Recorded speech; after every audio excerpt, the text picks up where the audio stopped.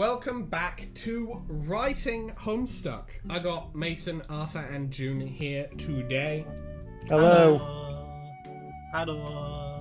I was about to say, did you all three of you... I know Arthur and Mason on my end did it at the exact same time. I was wondering if it was all three of you just went, hello, all in sync. I don't think so. No, those two did. Those two did. Yeah, those two definitely did.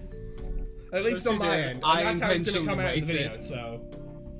Yeah, you had a little bit of extra patience in there, but it would have been I can't be cooler if patient, all I'm three of excited. I was about to say, it would have been cooler if all three of you had done it in sync, so actually, I'm going to falsify it. I'm going to falsify it very obviously. You should take June's hello and paste it alongside ours, but also keep it in the same place so she just says hello twice. You good, Arthur? I tried, Yeah. Let me try that one again. What? What? I can't believe people would go on the internet and lie. Oh. Do you really think someone would do that? See. You really think someone would do that? Lies. Just go on the internet and tell lies? I don't think they swore in the show. No, they did. I didn't. Who swore? You did, I heard. You really think someone would do that? Just fucking go on the internet and tell a lie? No, Oh, I must have misheard you. What? What? I thought you said that under your breath. No. As you can see, Well, you were trying to everybody, remember we the are line all or something. working at We are a well-oiled tip-top machine form. today. We are all going at full pelt, all firing on all cylinders. Everything is good. Me when I'm a Right, caveman, so- full pelt. Oh, real. Not in this weather, though. Anyway, so as you can see, before you we have the outline of the B-side episodes. This being the trip of the original gang that we were following for the first few episodes of this series, traveling through Paradox space towards the new session. And for the sake of brevity, we may potentially refer to them as the Paradox Crusaders. That was a name we came up with just sort of off camera. We might go with that. We might not. It'll Just so that we're not calling them the pre-scratch gang. Just something a little bit more unique. It shall either catch on or it shall not. I will be using it at the very least, Me too. or at least sort of on and off when I remember to. Anyway, so Jojo makes me cry too, June. No. I just clicked back over to see what I had open on my internet tab, and just this was the face. hello everybody. My name is Nick.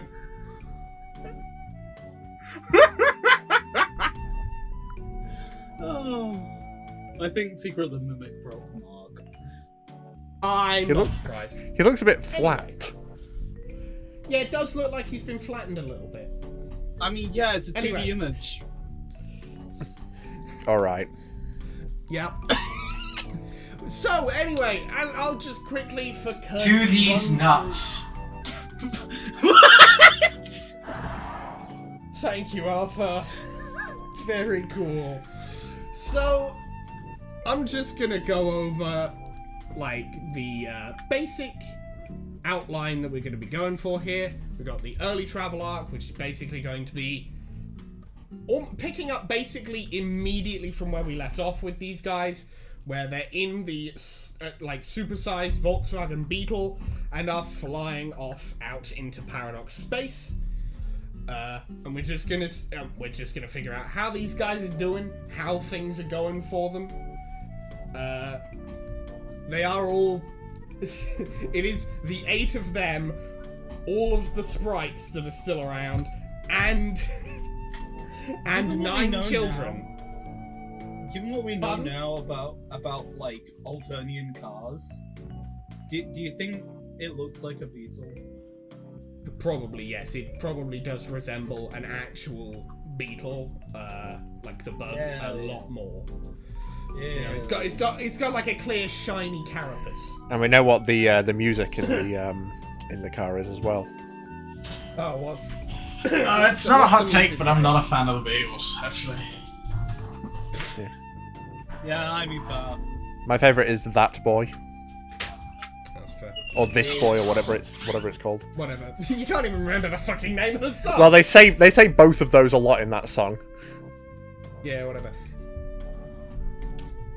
We're spiraling off topic a lot in this moment, but we will continue. Anyway, we'll see how these guys are doing in their new cramped living conditions. And then we shall move on to the Sole Survivor arc. The trolls, with their significantly impaired navigational skills in the depth of Paradox space, bumble into an old abandoned scrub session with a lone survivor still within it. Who is that survivor? What will they do after that point? We shall see when we get there. And I think that's probably where we're going to leave off on this episode, but for the next one it will be them continuing to crash into abandoned suburban scrub sessions, finding new people, and just bringing them aboard. At some point they will get much better means of bringing people along. And then the last sort of rush towards the session. But we'll scroll down. But before that, as per usual, I have some images to show off, friends. So, before we get to what we discussed before the episode a little bit, I will ask as well, do we want to see how Arthur's doing right now, before or after that? Do we want to see how Arthur's doing right now in an immediate sense? Like now? Or do we want to save that? I thought you were like, yeah, I thought you were going to ask how I was doing. I'm like, yeah, I'm fine. Arthur, we always care about how you're doing. We do care about how you're doing, definitely. But in this particular instance, we were talking about Troll Arthur, who is objectively doing badly. Let's face it, that Arthur is doing abysmally. And we made it that way, as the authors of the story. yeah. So, do we want to see Arthur Pendra's sprites now, or do we want to save them for the end of the opening of the episode sprite show-off section? Oh, you've teased them too much, we'll leave them to the end. Otherwise... Oh, we'll leave them to last. Alright. Well, the other section is I'm going to be showing off Xander's kids. Yay! So, I shall ask you, do we want to go in order? I'm not going to vote on this, so I'll leave it to you three to decide. Eldest to youngest, or youngest to eldest in order? I say youngest to eldest. Youngest to eldest, that's 2 votes for youngest to eldest. Alright, baby, here we go. So, I've got a little reference notepad document because I do forget which way around a couple of these guys go, somewhere in the middle, but I do know full well Homestuck is the youngest. The youngest of Xander's surviving children is Mendax Loina, the Prince of Light. Oh my god. He is such a little shit. He is such a little shit. As I say, he is the Prince of Light. He really hates dueling for, like, kind of no discernible reason, honestly. And he just lies all the time, doesn't he?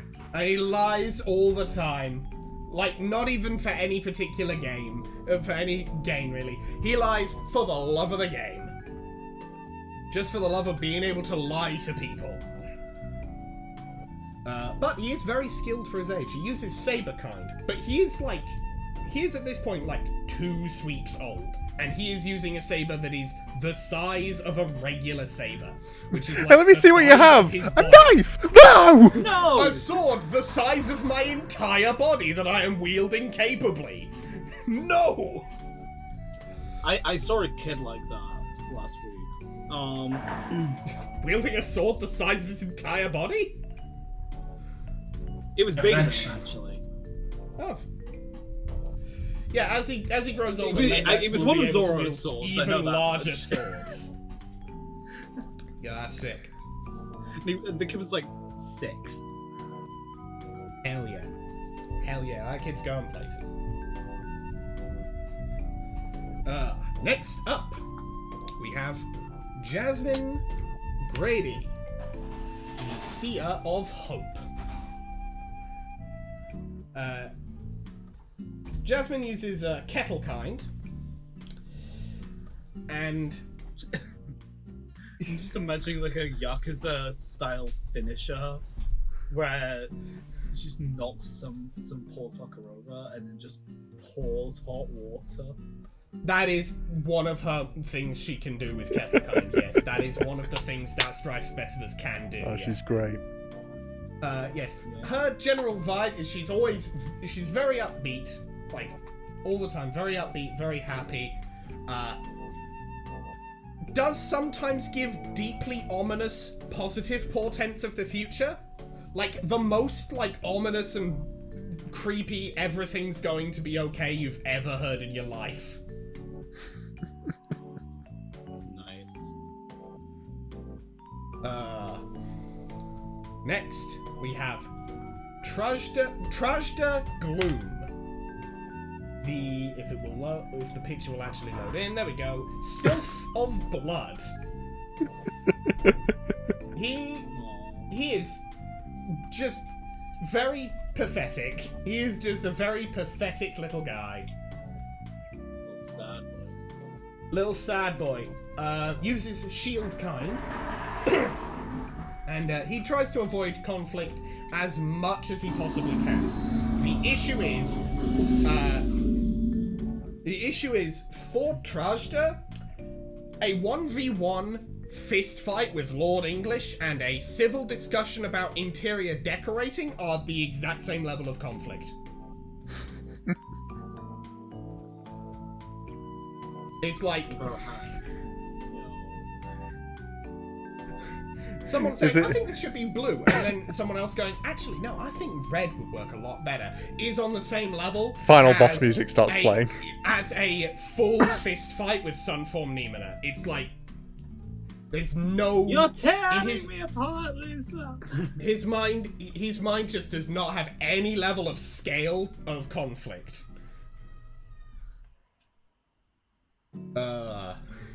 Did I hear a child yelling? Yeah, that's yes, that. Yeah, I heard that believe as well. That was out my window. Yes. Nice. Epic. Next, we have Shade Nocturne, the Knight of Void. This one is the edgy fucker. This one, Shade Nocturne, not actually his real name. He never reveals his real name. He picked this name specifically to riff on and, like, make fun of Xander's cast name. Hence them being similar, but spelt slightly different because there's 2 D's at the end of Shade for him instead of the E for Xander. I hate to say this, but I just keep, like, imagining a fucking fedora on his head. Yeah, no, that's fair. That's fair, honestly. Were he an Earthling, he may well wear one, yes. Does he have a Strife Specimen? Oh, yes. Well, technically no, it's fist kind, but, you know. It's kind of a... Imagine this guy punching you. Yeah, and it hurting. Like, bad. Another thing about him, he just thinks Xander is a fucking loser. Just kind of fucking hates Xander. Really looked up to Arthur until he went God tier and got all hopey and weird and not cool anymore. This kid has bad role models. Like, really bad role models. Oh, I know exactly who this reminds me of, and none of you will know the reference. It's a character from the Turbo series. That explains why we would not know, yeah. Turbo is Next. in The snail, yes. Yeah, no, I wouldn't. Yeah. Next up, we have Gallant Fanto, the Thief of Heart. Obviously, as you could probably guess, the last name Fanto came after the class spec was decided. He uses pistol kind, and when a responsible adult is watching him, he is the like nicest, most rule-abiding guy in the world. He is so kind and generous, and then, as you can probably expect, the moment he is not being watched, he is a genuine shithead. Yeah, it looks like it. Yeah, like tier 1 asshole. Just actively cruel. He is very much a little bit stuck in the like cerulean blood propagandized mindset. You know, that's kind of his personal arc of just like worming out of that, figuring out how to, you know, actually be his own person and not just cruelty in humanoid form. Next, we have Frankie Dynamo, the Witch of Life. She uses harpoon gun kind. She's ludicrously hyperactive. She is just running all over the place. She also is electrokinetic. Fun fact about her weapon: the harpoon is actually attached by a copper wire, so she just fires the harpoon gun. The harpoon itself is copper as well. Harpoon jabs into somebody, and then she just sort of grabs the wire and blasts it, and just fucking blasts it with her electricity. But despite her ludicrously hyperactive state, she is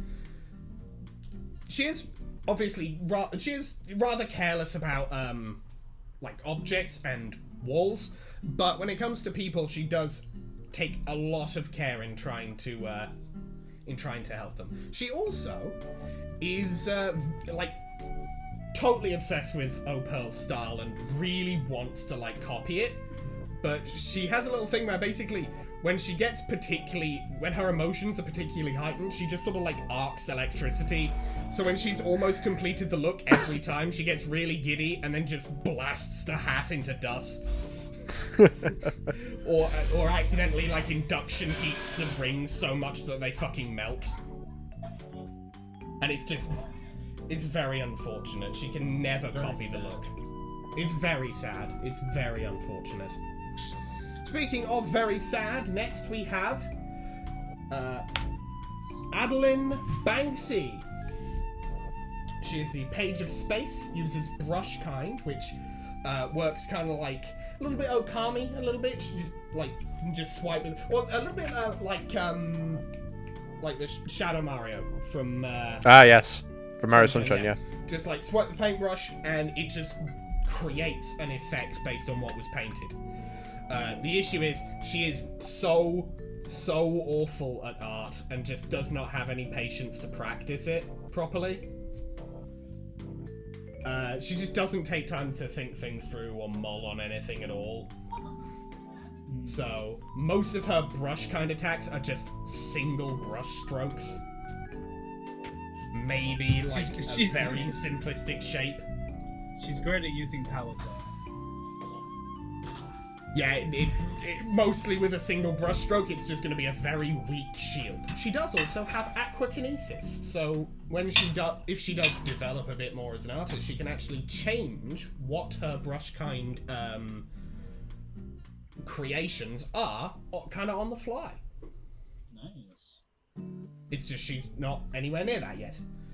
Next, we have the second eldest, Annika Apetok, the Mage of Time.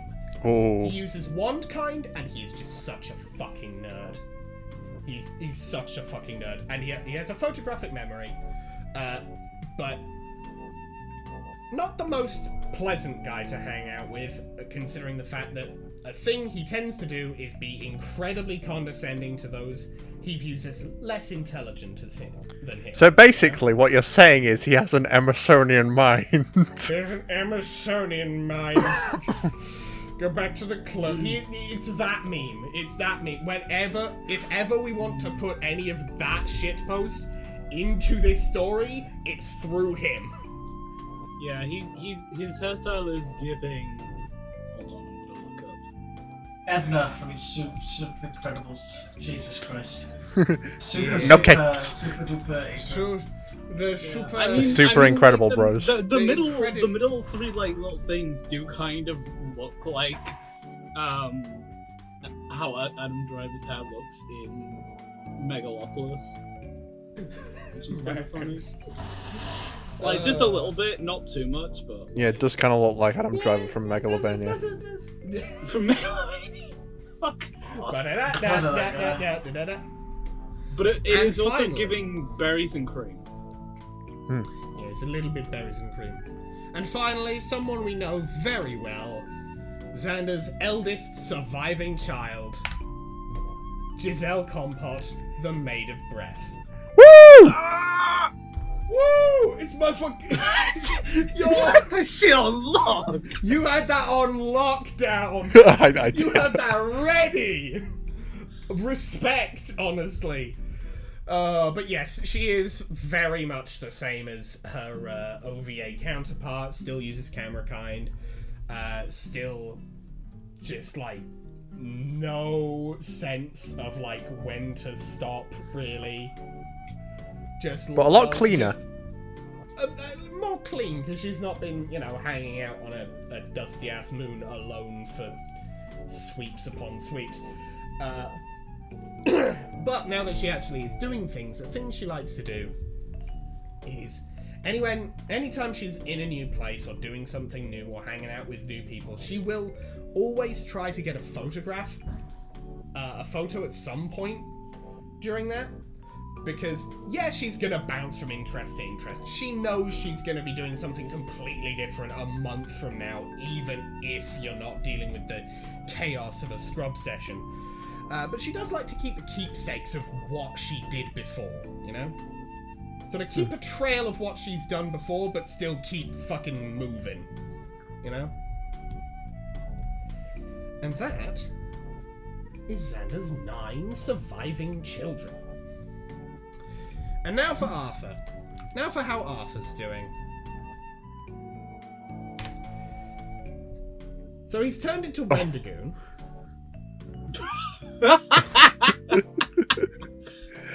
It's fucking Coraline's dad. Happens. This is just what happens. He looks when like he's Arthur about has to a tell really me about bad vampire time. conspiracies in the Philippines.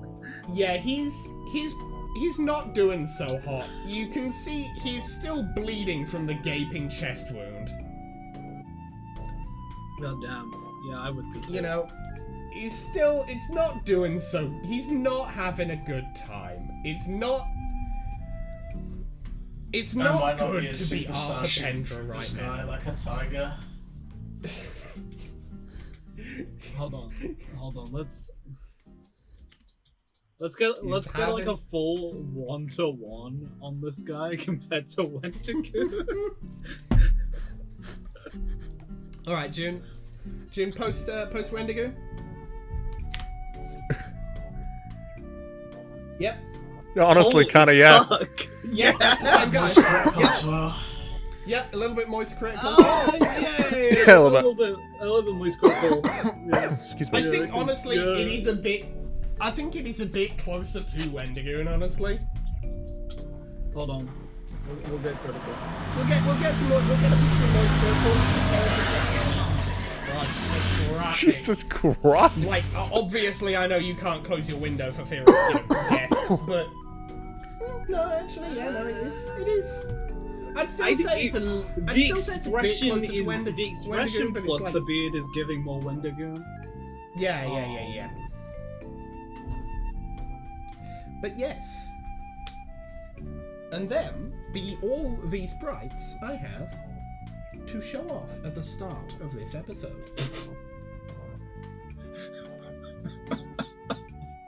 Including the god tier fit here. Yes. Yeah. But yes. So, now then, gang. How do we think everyone's holding up at the start of this journey through Paradox Space? I know what one guy's doing. I can guess.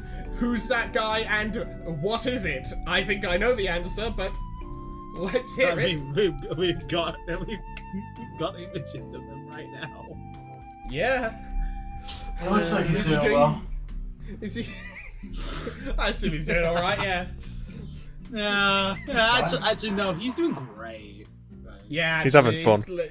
He's having the time of his life. He's never felt better. Ignore all of the blood. He just needs to clean himself. He just needs like a shower and a shave, and it'll be good as new. Well, sadly, there is no shower or razor in the Beetle. I feel like he should have. He's in a car. Bags.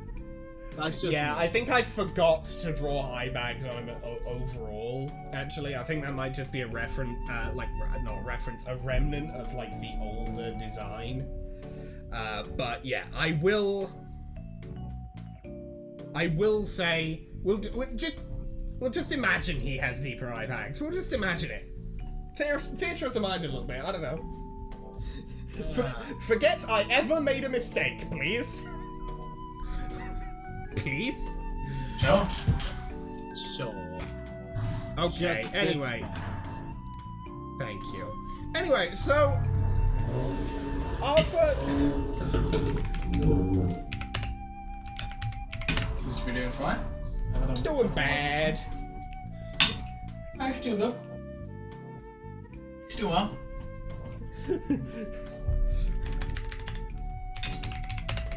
I'm fine. Trust. Trust. Trust me, guys. Doing fine. Trust me, guys. Trust. Yeah. So... So he's gone from the what he has experienced as the peak of his life to rock bottom, basically. rock fucking bottom, yeah, let's not... Like, if we're being... Jokes aside, yeah, he's truly at rock bottom. Like... Damn. He is... Imagine peaking in secondary. He was like 23 Earth years old. Imagine peaking in secondary. Yeah, okay, yeah, imagine peaking in secondary. But yeah, he's hit rock bottom. He's in a bad way. Shit just is not going good for Arthur Pendra at this time. And it's pretty clear to everybody that that's what's happening. But he's still being kept alive because Nimina just can't let go on that one. Imagine being kept alive.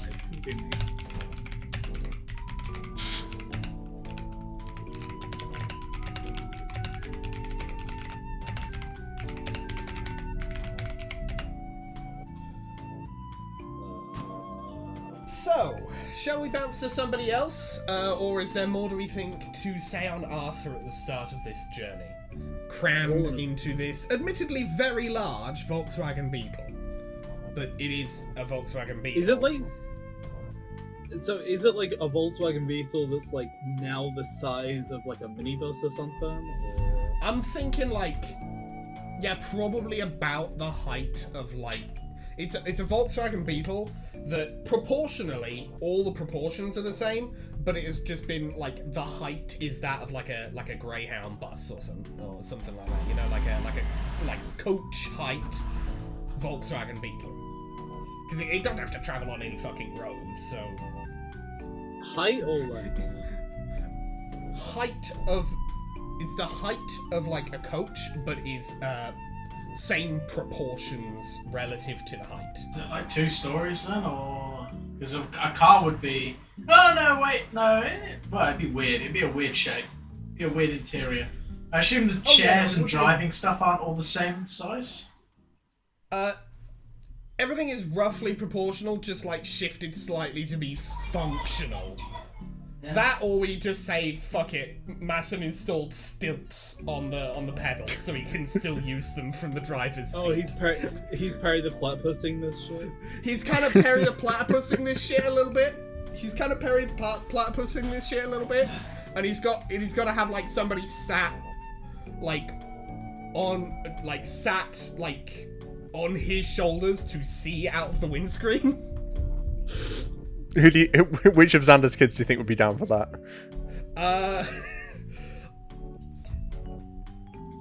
I'm gonna say Frankie, surely, because she would just get distracted all the time and it would be no help. And Perfect. That's funny, and that's even funnier to me.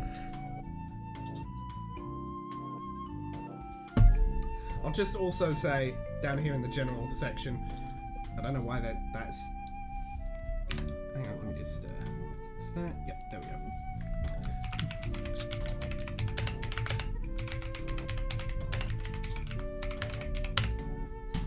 So, you know how, you know how the Meteor crew had a proficient time-bound, a proficient space-bound, and a seer of light to guide them through Paradox Space? You know, a really good team for navigation like that? Yeah, this crew has a semi-incompetent time-bound who can't see out the front, a destroyer of space who actively does not want to engage with the time-bound in any way, shape, or form, a light-bound who is doing okay, but isn't really set up to be the one to help them with navigation exactly. A hope-bound that one of the hope-bounds is constantly on the brink of death forever, and the other of whom is keeping that other hope-bound there, and then a mage of rage who is just having to wrangle 9 children, one of whom is the one who has to see out front for the driver.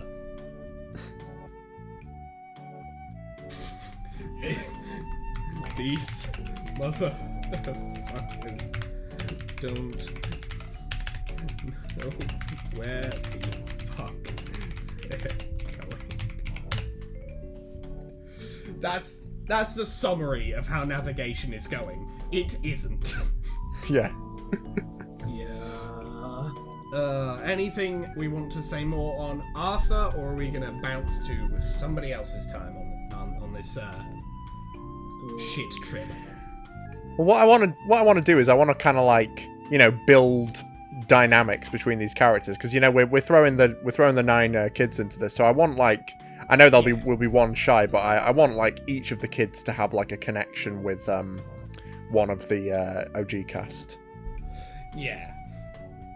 Just for the sake of helping establish them. I think also I'll just add the note.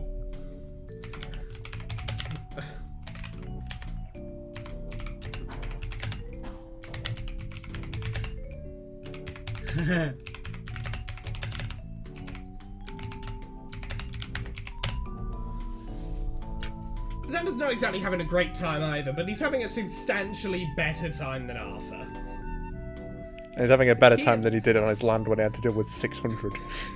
He at least has all of his blood inside of his body. Yeah, I hope that he doesn't start rainbow drinking. No, I think he'd be kind of disgusted by that prospect, especially considering it would be via a giant gaping hole in Arthur's chest. That's weird. That's a weird thing to do.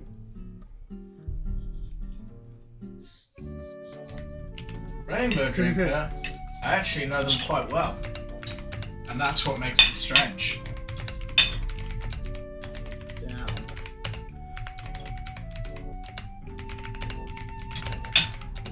I like that game, Vampire.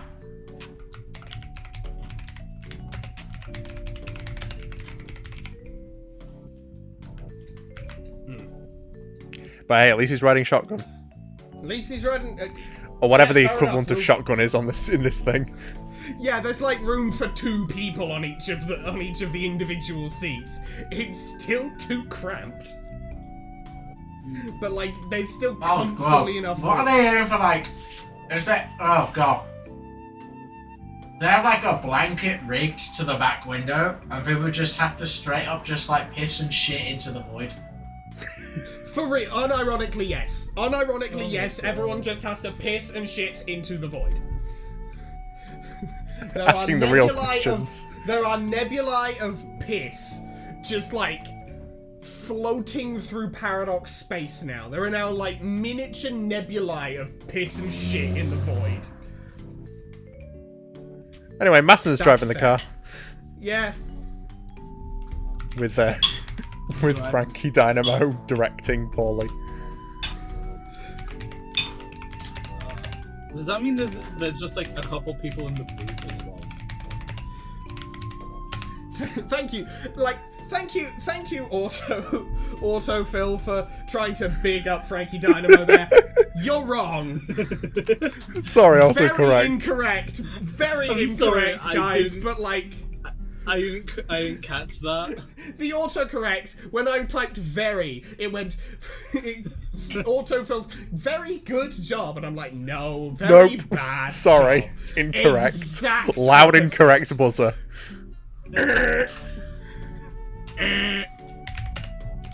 That was an autocorrect moment.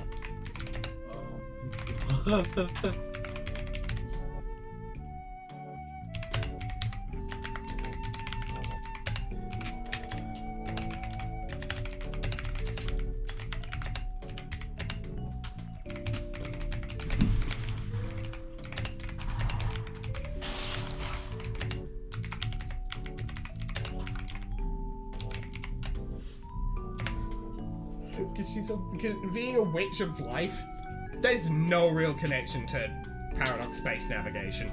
She's just like, yeah, there's nothing directly in front of us. Ooh, pretty dream bubble. Yep. So we're like 50% less likely to crash into our own ass end. I reckon Massen would also like sort of try and like talk to the kids because like this is the first time he's like formally meeting them. I don't know how receptive they'd be to that.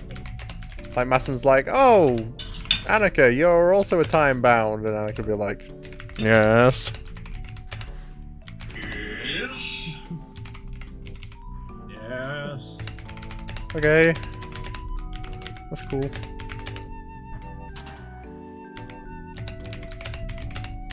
Now I've just got the fucking go back to the club scene stuck in my head again. Well, yeah, that's to the that's the club. point. That is indeed the point. Well, no, it could have gone one of two ways. You could either be referencing that or just the yes. No. Back to the club. Well, yes, but it's Annika, so we were definitely referencing her back to the club. Oh yeah. Yes. True. Yes. Yeah. Yeah.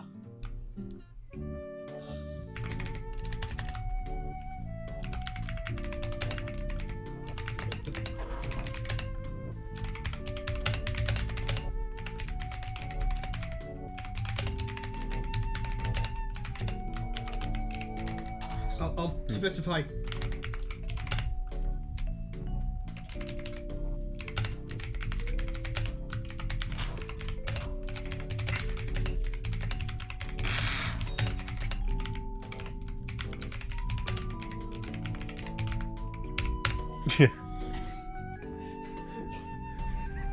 Like, Frankie just tells Masson to go left, Masson goes left, and Annika's just like, Masson, you fool, you should have gone right. I didn't know.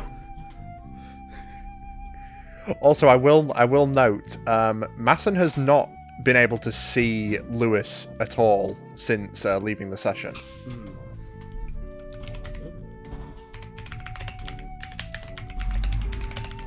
And he's a little bit upset about that because he was like, "Oh, Lewis knew what to do, and now he's gone." I just want my friend back. I just want to talk to my bro. Meanwhile, Like he couldn't hear me, but like it was nice, you know. it was nice talking to someone for a bit, even if they couldn't talk back. Meanwhile, while he's while he's lamenting this, Annika is just like barking contradictory orders to him that do not make sense to him. And Xander's just in the back like, Annika, sit down! No, my next, put that down! Put that down right now! Mendax, she is not a pincushion! Holy shit!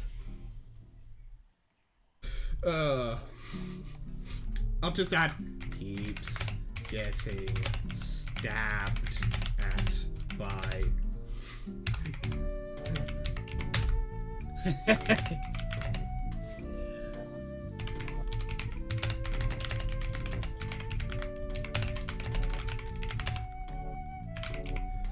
I truly believe Julian does not like children. Yeah, Julian's having an...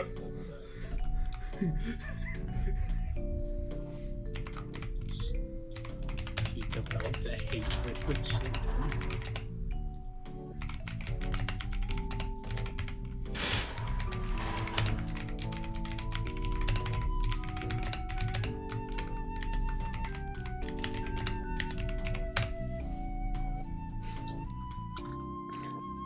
Incredible. She also has to keep retreating to the fucking boot. I feel like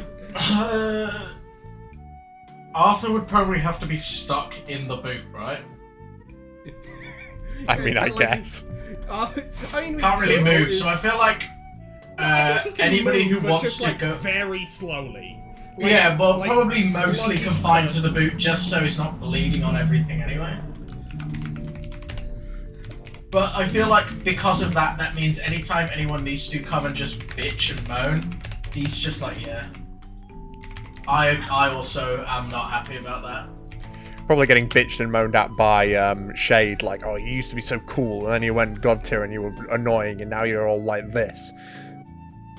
He's like, yeah, well, yeah, you know, people change as they grow, and you know, it's hard Fuck that, sometimes you to should see have that, stayed but, exactly the same. And Arthur says people change as they grow, and Shay just straight up, Nah, fuck that, you should have stayed exactly the same. you should have never changed as a person and have remained exactly the same. But yeah, somebody that people can confide in and be like, talk to about their troubles with everything that's going on.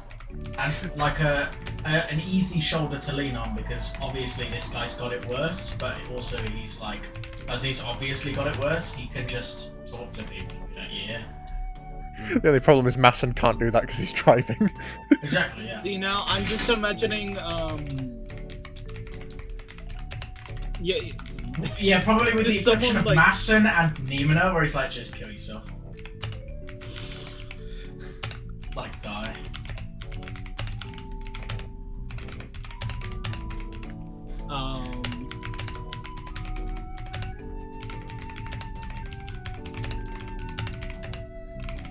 I'm just imagining someone like offloading like their whatever's bothering them, and then Arthur just responding like Charlie in that one episode of Smiling Friends, where he just goes, "Yeah, Yeah. Yeah.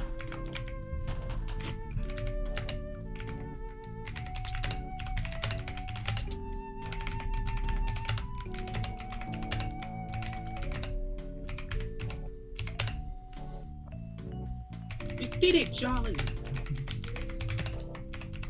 Sorry. Oh.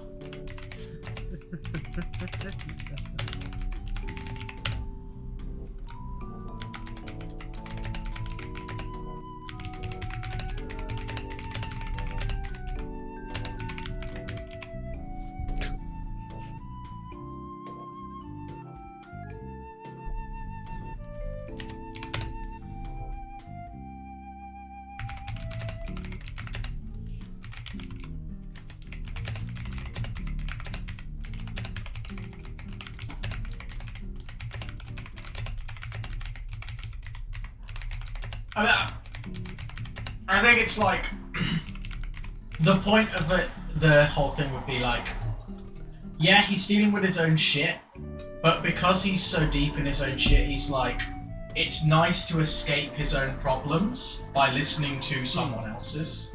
Yeah, hence why Arthur is taking none of what Shade specifically is saying on board. Yes, Considering it's- all of what Shade's saying is just the most surface level, like, what's the fucking word? Like, just the most vapid version of what Arthur's already dealing with internally.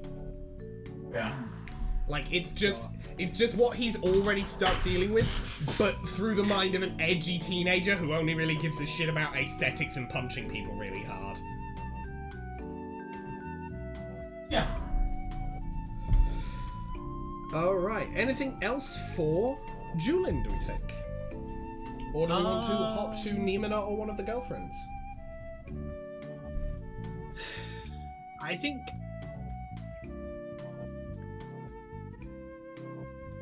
a lot of like this stage is just her really being, I guess, unsure of what to do.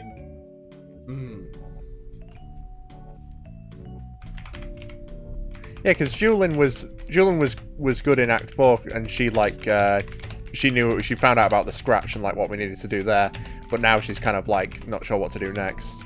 And now, yeah, she's like, I don't know what else to do.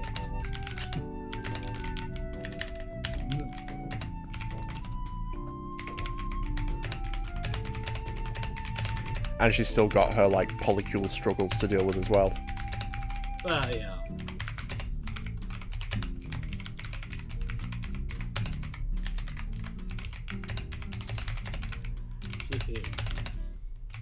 Yeah.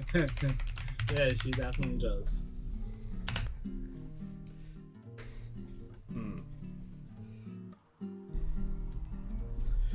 So Julian's doing alright, but like generally like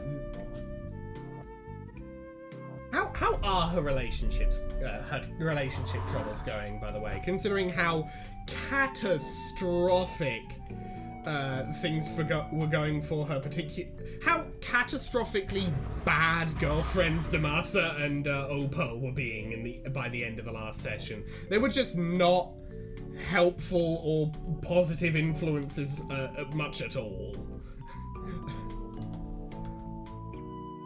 Yeah, I mean, they were just kind of like doing their own thing and abject refusing to do Julian's thing when requested and when it was genuinely important.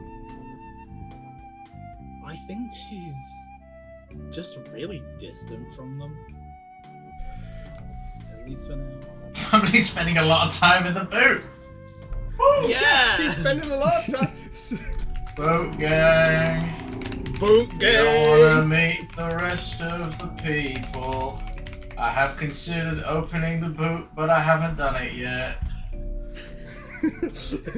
I seek the void. Let me die, please, a little bit. Do you think do you think that there would be some, I don't know if it would cause friction, but like, you know, Julian hates kids, meanwhile Cerise's really good with kids. Do you think that would be like a source of friction, or do you think Julian would be like, how do you do this? Like, how do you do this?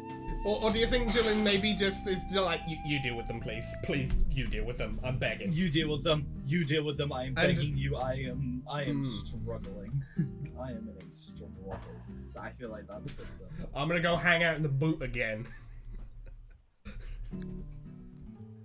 I've spent 0.3 nanoseconds around Mendax. I gotta go to the boot again. Well, it would have been Mendax has caused a small graze on my leg. I will need to have a hiatus of at least 7 months. I will be spending 15 solar sweeps in the boot. How long of a travel will they be committing to by the end of it? I think if it's considerably long, we should also have certain dynamics should change over time. Yes, that's what I was going to get to in a bit. Yeah. Once we've established all this. Was it like 4 sweeps? I believe the plan That's was... horrific. Yeah, I think the plan was 4 sweeps. That's so I think horrifically since we got 4 sort of arcs at the top, and we got 4 sweeps, I think what we'll do is we'll split it up, 1 sweep for each arc, and at the start of doing each arc's thing, we'll just establish how have the relationships kind of changed over the course of this sweep. Yeah, that's the equivalent of like over 8.5 years. Yeah, it's basically like the start of each arc is like, start of each arc is like a little time skip forward, and then another little time skip forward, and then after each time skip, we see the events of what's going on at that point, and then we time skip forward again. So, this is just how things are, kind of at the start, early days, when not much has really happened. So, are there any of the kids that we think that Julian might tolerate more than the others? Or is she just like, full Currently, rule, none hate of all them. of you, die in a hole, please? Currently, none of them. Fair enough. And it's all Mendex's fault. Yep, it's all Mendax's fault. Stupid little shit. Alright, She would so... genuinely kick that fucker out the car if she could. if it went for and if, Sarisa. frankly, there were the leg room. And Xander, don't forget his actual Well, dad. Don't forget his actual dad. I don't know how Xander feels. Xander thinks he's a little shit, but he's still his son, you know? Like, I'm gonna tell him off for being a little shit, but I'm gonna be mad if you punt him into the void, never to be seen again. Julian's like, fine. I'll be a second. I'm gonna grab some water and the second half of my She's just like, oh, fine, there's not enough leg room to kick him properly anyway. And Mendax is like, ha ha. Yeah. For Such real. She would just flick light at him if she could. Yeah, directly into his Just like fucking forehead. continually does the least funny bit. Yeah, no, just it looks. I learned this one from Arthur. Freezer death beam. I like to think she looks like she's doing the fucking death beam and she's beaming him in the eyes with light rays. He's gonna need glasses. Oh, he's gonna need some sort of. You're gonna have He'd to make use him I sprite where he think he has would- glasses. No, he'd use contacts because he don't want to look like his absolute fucking Dorbus of an older brother. Yeah. He don't want to look like that guy. He's using contacts. Okay, but you still should make one with glasses. Oh, when yeah, he, I'll give like, him. I'll give him one with glasses, and it's like the thickest frames you've seen in your life. He loses his contacts at some point. Like the frames are thicker than your index finger. It's like it's genuinely like I love blinding yeesh. children. Me when I blind children. That's the wiki quote. Me when I Julian- beam children Julian in the eyes with Kira's a laser wiki page. pointer. I love blinding children. Me when I beam children in the eyes with a fucking laser pointer. Put that on Julian's tombstone. I love blinding children. Yeah, Don't yeah, do yeah. that. What would be on Julian's tombstone? I don't know. Other than either that or just the word women. Yeah, I invented lesbian. I invented alternative lesbians. Okay, so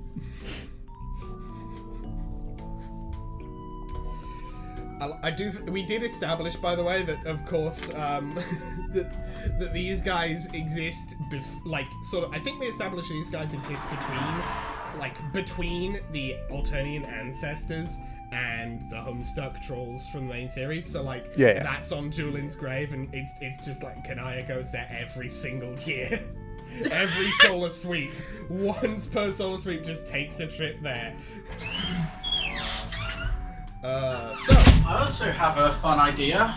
The hair and beard of Arthur should get longer, and his face should get more sallow and gaunt. Yes, in the yes. dark. Oh yeah, that's the plan. Yeah, Absolutely. I will. Mild spoilers. I do have the sprite where he's like sallowed and gaunt, but I haven't made the beard any longer, sheerly because it would just get really indistinct with the rest of the sprite. Fair So enough. for visual reasons, the beard won't get any longer in He's the got normal sprites, but- sad Ryu vibes, I imagine. Yeah. So,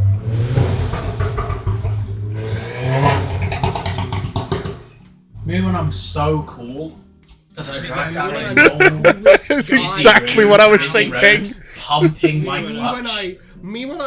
when I have just the biggest knob. Trust me, guys. Don't check. Me when I'm redlining in first gear.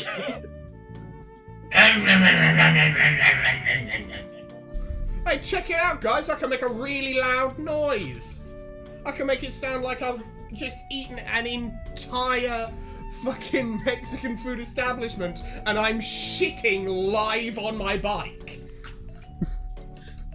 Hey, check out how loud I can shit. Anyway. Hold on. Where's that Sonic image? Hey, excuse me, Sonic image? Oh no, I don't. You piss loud as hell, boy. And I like I that. think that's really cool. Sound like you were frying chicken in there. Alright. I had somebody say that to me in real life. What? I was hungover in my first year dormitories. I was pissing, and then I exited the bathroom, and the person was just stood there because their bathroom is right. Their bed was right next to where the toilet is. They just stepped out and they went, "You piss loud as hell," and I went, "Go away." Very I understandable was response. hungover as hell. I was like, Go away. Go away. Honestly, I think I'd respond to that statement with "go away," even without any alcohol having ever been involved in my system. Okay, I couldn't find the would right just one, but tell I them did to find fuck this. off regardless. What the fuck am I looking at? Sometimes a man just wants to shit in the shower. But is it better to shit in the shower or shower in the shit? Shit in the shower, I think, honestly, would definitely be my preference. The shoilet needs to be invented. The Cowards haven't took it into their own hands.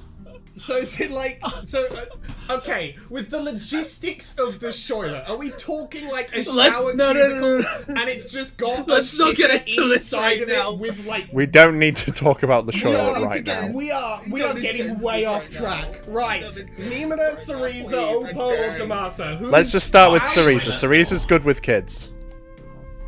Cereza is the reason no one has been thrown out of the window yet. Cereza is good with kids. I will say she does not like Mandax. No, but she probably would talk to Trajda. Be like, hey, Yeah. you don't need to be afraid of people when they speak 1 decibel over resting.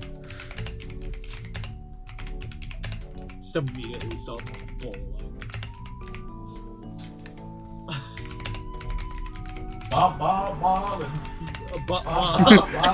I only have 2 modes. Ballin' and ballin'.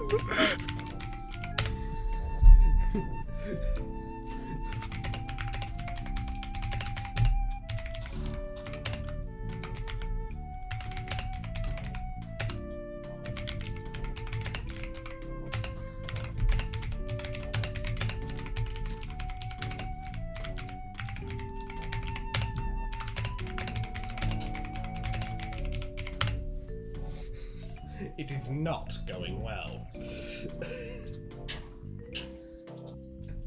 Anyone else we think? Anything else that we think Cereza's doing?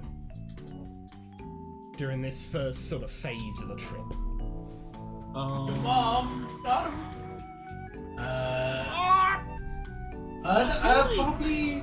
Probably like trying their hardest to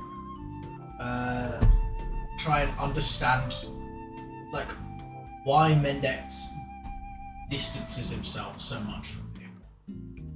No, Mendax isn't distancing himself from people. Mendax just hates Julian. Very specifically. Yeah. Oh, sorry. Is Mendex not? Oh, okay. I misunderstood. I thought Mendex was. Shade? Oh, Annika. Oh yeah. Oh, yeah. Why Annika distances himself so much from people? That kind of. I think Masson would probably try and figure that out. Oh yeah. Especially considering they do. And then multiple people can be trying to help with this. I think Yeah. Caesar would also try and help, but it's just not going well. Especially considering almost any. I'm imagining almost any time Cereza starts piping up, Annika just says something like, "Sit down, lowly barbarian," because he has not been raised in any way to understand that Cereza could fully just turn him to dust by punching him once.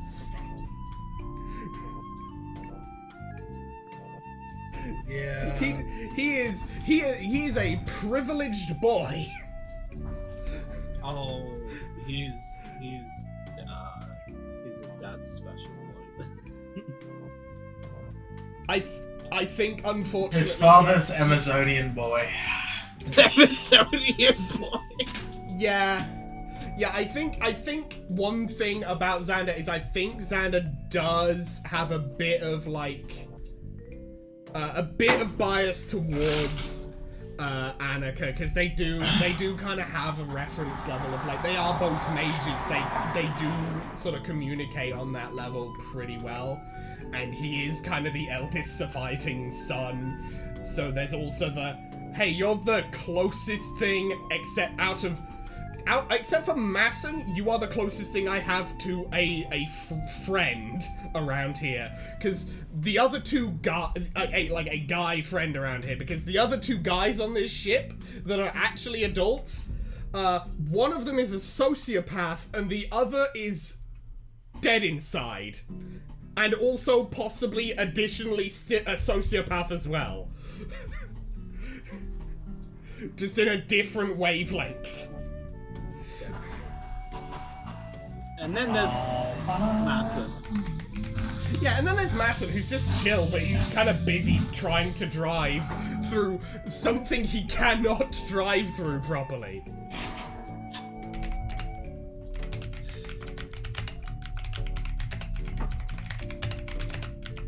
Does the car have a radio? It had one for the first 3 days, then it got broken after the first argument. Yeah, Frankie accidentally shot electricity at it. Yeah, the moment Frankie got the aux cord, she put her favourite song on and got so giddy about it, she fried what little of Masson's hair was on his head, fried what little of Masson's hair remained, and destroyed the radio. There was like 1 second of Troll Miku and then it just stopped. Yeah. Damn. Literally one second Poppy, of the world No, is it would mine. be pop. We wouldn't get a second port in. It would literally just be second. Yeah, that, but with like the Deltarune explosion sound effect over it. yes.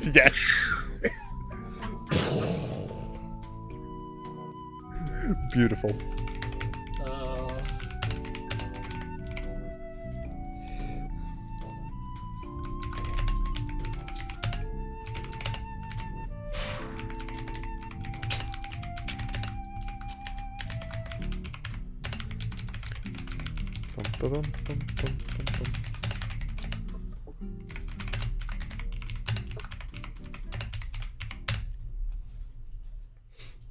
Also, there's not going to be any unique sprites of Masson for this time, and by the time they get to the new session, his hair will have grown back. But just so everyone knows, for at least the first 2 arcs of this journey, Masson is like even more bald.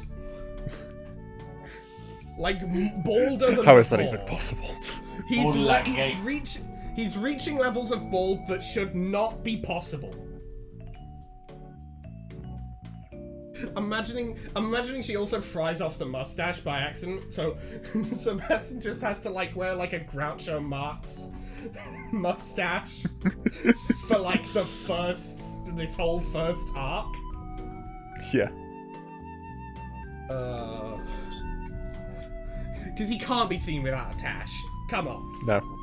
Like what are you doing to him, man? Anything else Cereza Make him take off the particular? mustache. That's what I'm doing to him. That's fucked. That's fucked up that you do that. That is Basically, if it were in comic format, it would be like a from behind like shot, like right after that happened, and then the next shot, it would be like a side on shot where Masson's putting the fake thing on, and then it would just Yeah. continue from there. Like he just has it on lock, just in case. There's not a single page where he does not have the Tash. I feel like It one may of the be text, wonky, like but he has it. I feel like there should be like a text box, like a dialogue box below that's just like a good diploma never leaves without his replacement Tash or some shit like that. He's a replacement, his mustache. Good to think I have a spare. No, he like reaches out really hard, like barely manages to reach the glove compartment, pulls it open. It's full to the brim with fake mustaches. See that? Funny enough, Identical. that's also a reference to the Turbo series. Fuck it. The main character just becomes obsessed with fake mustaches. We keep those, I guess. We keep those. Anything else we want to add to Cerise's section here? Or shall we move on? I think we'll move on. Alright. I think she's thriving a lot better than the others. She's doing okay, honestly. Yeah. So, who will we move on to? Nimina, Opal, or Demacia? We can move on to Nimina. Alright.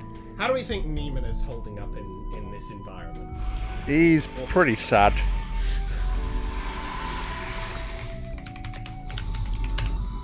You know, dealing with, you know, The fact that everyone fucking hates him.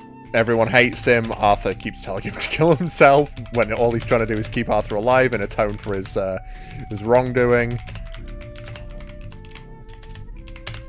I will say, though, something I noticed. Prior to this point, Nimina and Masson have never interacted. Like, the closest they've come to interacting was the fight on Prospect. Nimina didn't even know that Masson existed before that point.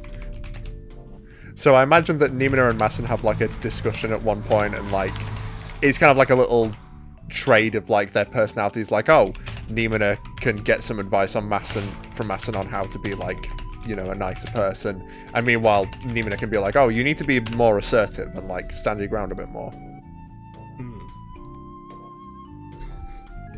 Yeah.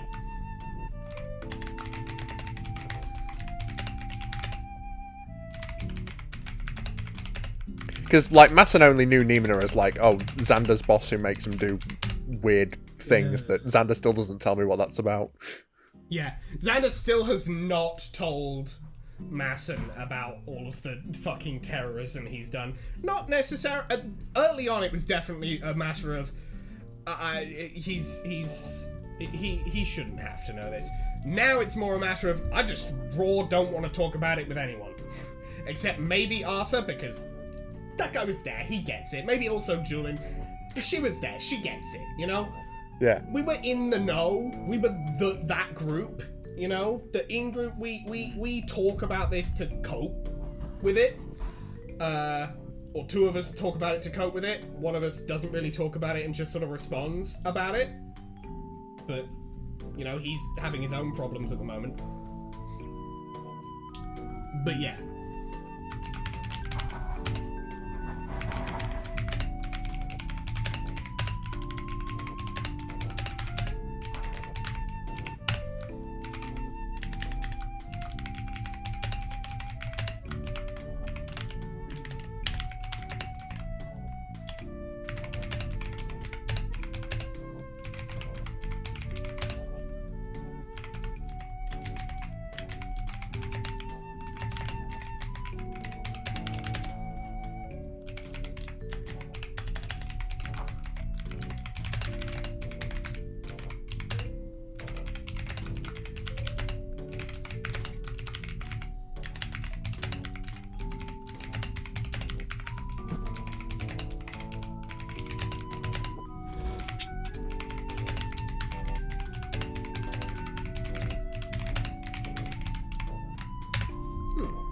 I reckon out of the kids, Nimina would probably have the most interaction with Jasmine.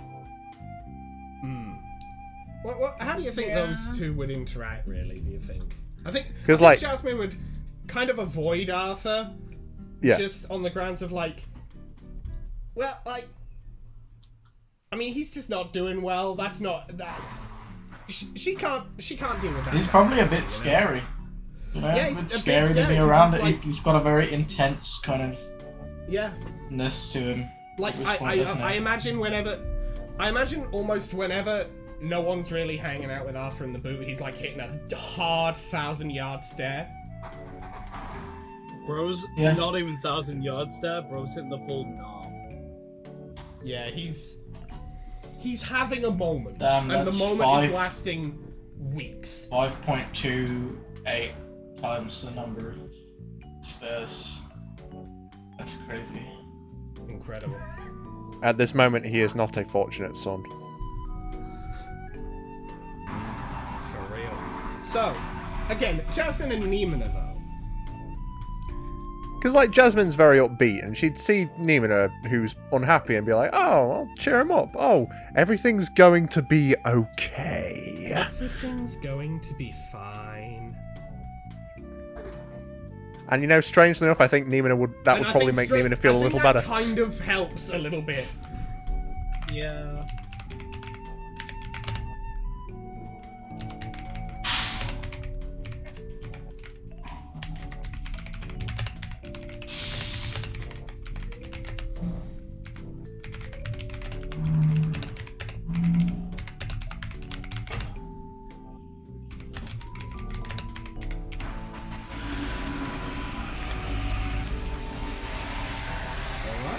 Anything else we think for Nimina here, or do we want to hop down to the last two? Or bounce up to add anything to Xander we thought of, maybe? I don't know.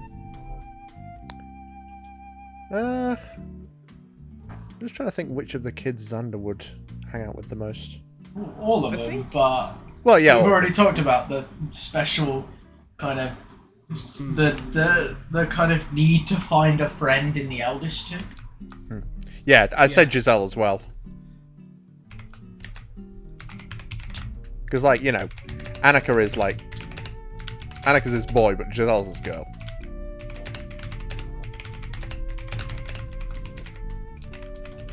Who's the third oldest again? Adeline, The and I've got an third idea for oldest is Adeline. Adeline, yeah. I'm just gonna go turn my light on. I have an idea for something as well. That makes sense. God, imagine it being so hot that you thought the radiator was actually turned on. I went for a run earlier today, Yeah? and I got back and I looked in the mirror and I was just like the color red, and I was so hot I had to use the thing I used to water plants and just spray myself down for like a full 3 minutes. Well, Style. actually, I got some advice recently that I should like get like a spray bottle, fill it with water, and then like spray it on like the wrists and stuff. Apparently, that cools you down. Yeah. And It You'll helps. see my arms after an hour and a half of Tyco. no, that's just something that Seb sent to me recently, according to Ethan. Oh, it helps. It does help.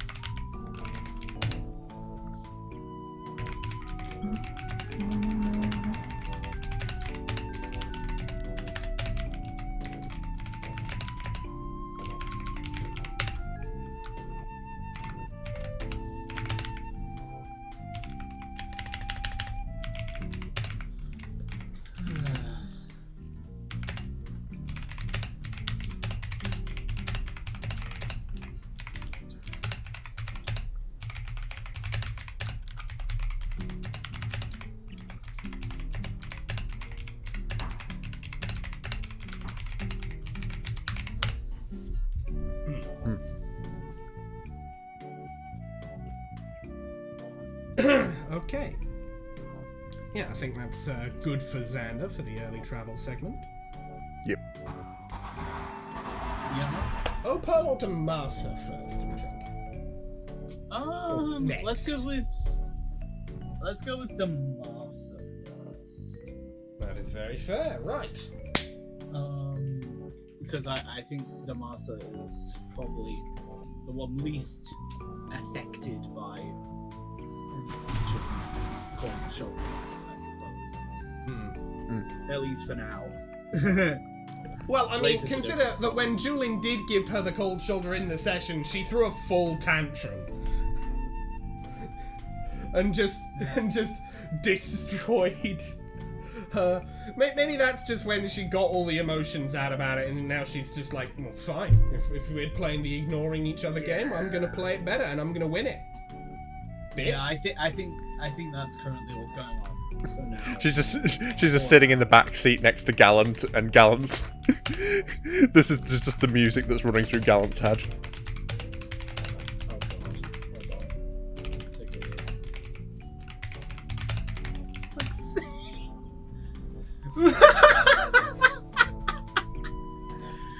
Mason, why do you just have this shit on lock? I've been thinking about this for the past 10 minutes.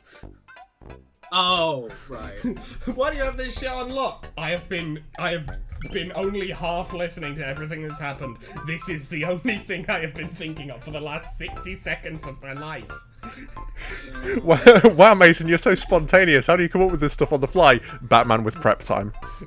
Batman, for real! For real!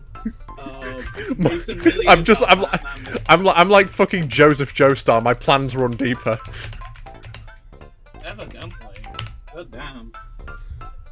Okay, so other than ignoring Julian so much better than Julian's ignoring her, she's totally gonna win this. She's gonna play harder to get back together with than Julian is.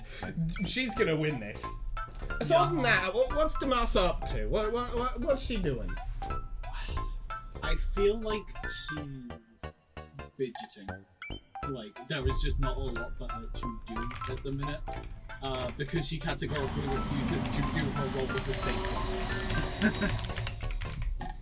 And there's not much room in the car to make weapons. Yeah, exactly. Or test them. Yeah.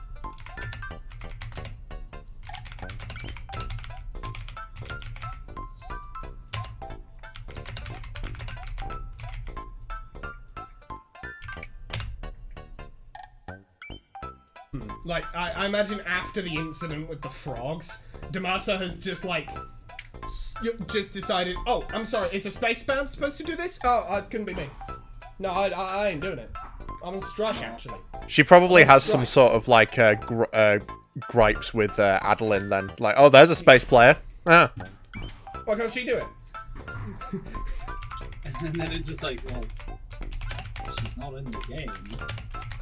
No, it's not that she's not in the game, because Annika is doing a much better job at time navigating than Masson is. It's a matter of, she's a page. She's got no clue how to do the job. That's lovely. Damasa's like, yeah, why don't you do it? And Masson from the front seat's like, oh, don't listen to her. It's okay. And Adeline's like, hey, I drew a square.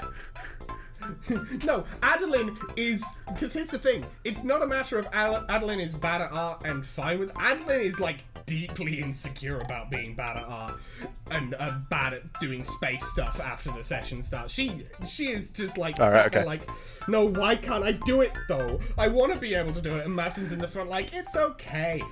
Look, you take your It all time. takes Have some time. patience. It takes time. It takes Look, time you to take do the these things. moon We'll and you get... take the sun.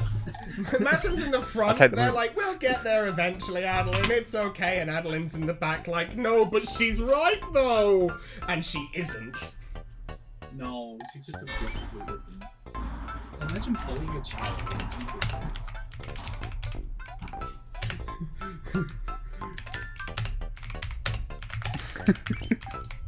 Stupid children. Glad I never was one. Real.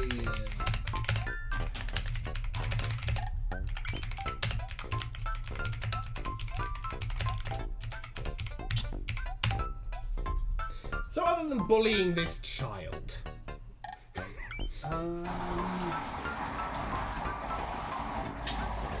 Yeah, I don't know. She's just kind of... Do we think Damasa might spend any time hopping into the boot?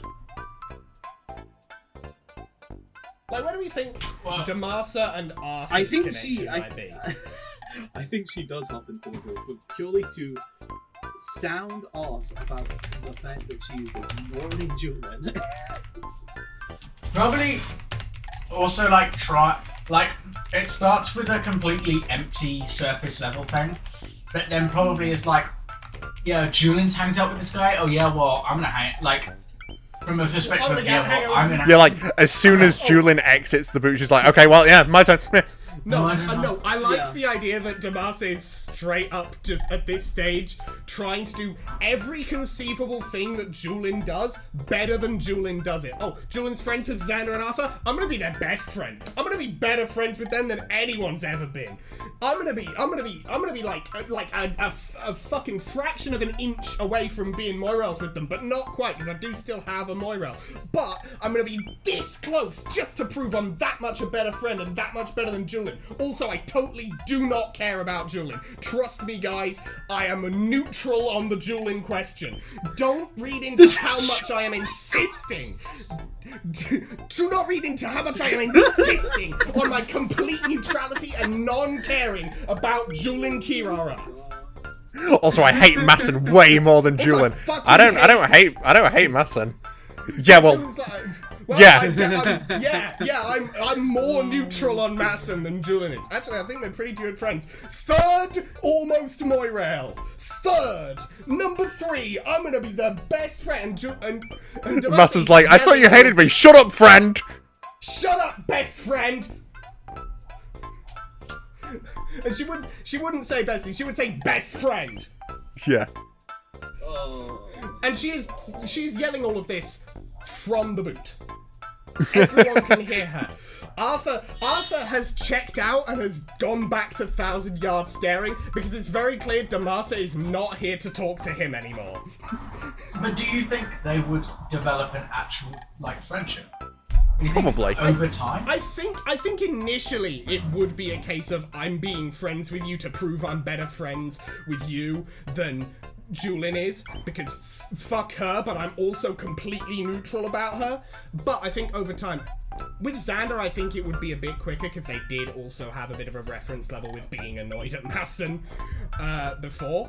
But I think she would actually genuinely develop a solid friendship with Arthur and Xander, and a kind of shaky acquaintanceship with Masson over time. Because she still genuinely is, full pissed about all the shit he did all the shit he didn't do in the session. Yeah. Xander, that shit left his mind the moment Masson stopped doing it, because they're best friends. Why would you hang on to that shit? He was just he was having fun. He was decorating. Let the man decorate. With Demacia, it's fully, no, don't let the man decorate. He should be doing tasks. He should be performing hard labor. I'll be back in a sec. Yeah.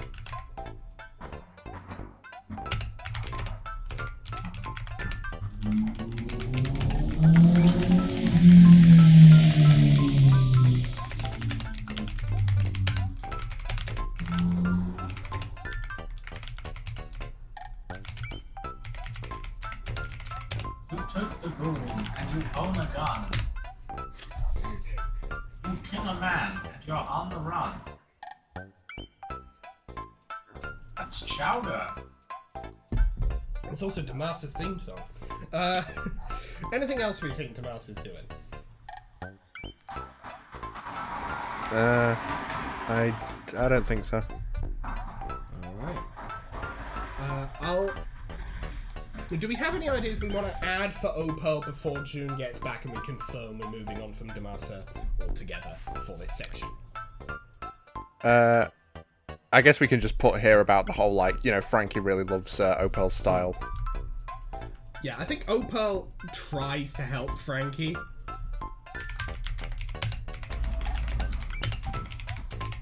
I'm just running through the kids in my head and, yeah, I mean, the only one we don't have a connection for is Gallant, but as you said, Gallant's just kind of like, hey, I'm nice as long as people are watching. And everyone's watching all the time because they're stuck in a small car. There's not really anywhere to hide other than the boot, and the creepy fucking lich is back there. So like I say, the war he's veteran zombie is in the boot. He's still being watched even there. so like I say, he's just kind of sat in his seat, kicking his feet while that music plays in his head. Yeah, he's biding his time. There's only darkness for you here.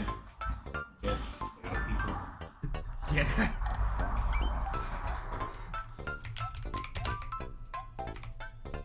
Oh, did you mention that Gallant wields a gun? Oh yeah. For his neutral special, he does wield a gun. Yes. Is he recording? You know who? Oh, nice God. return. Yo. Okay, so before we continue with Opal here, do we have anything that you want to add on top of this for Damasa? I don't think I have anything else. All right, back to Opal, baby.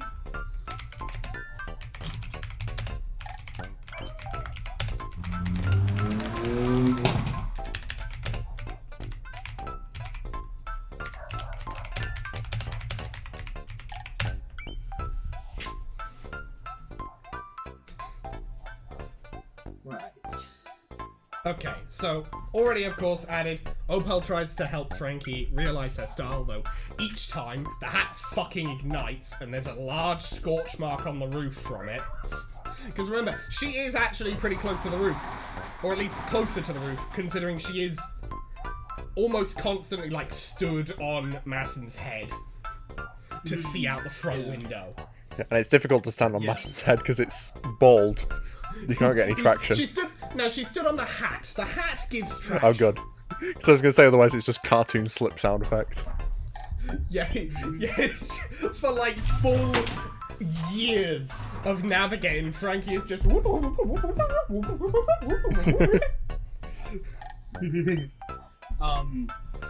continuously. But she's got the energy to keep that up pretty easily. Yeah. Yeah. So, Opal, I'm imagining Opal is like trying and failing to suck up a little bit.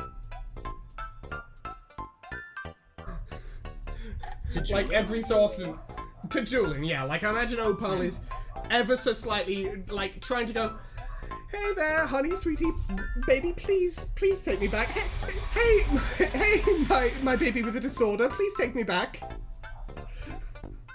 Please. Why is Terezi right now? I don't know, I just picked a voice at random, and that's the voice I got. Fair enough. But yeah, do we think that works, or are we thinking something else for Opal?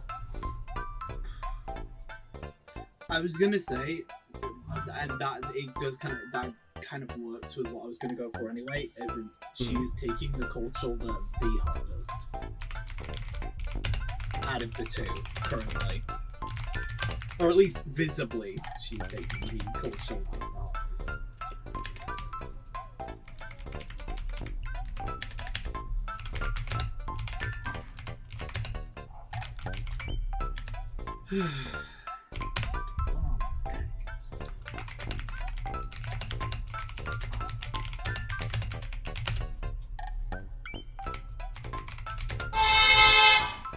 Jesus Christ.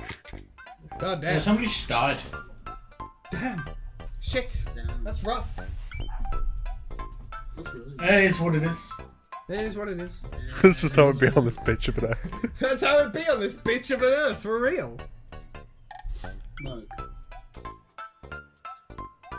If it weren't like that, what would it be like?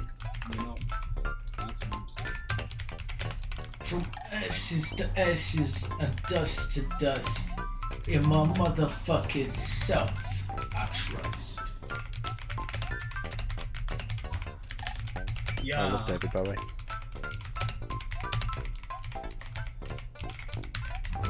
Me too.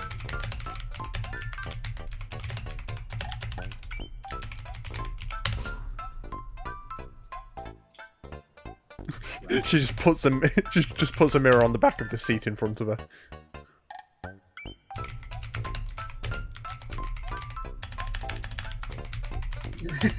Staring at her. That's so good. I'd like to imagine also you can add this to like Julian's thing. She's got like earplugs. She's just actually shutting people out.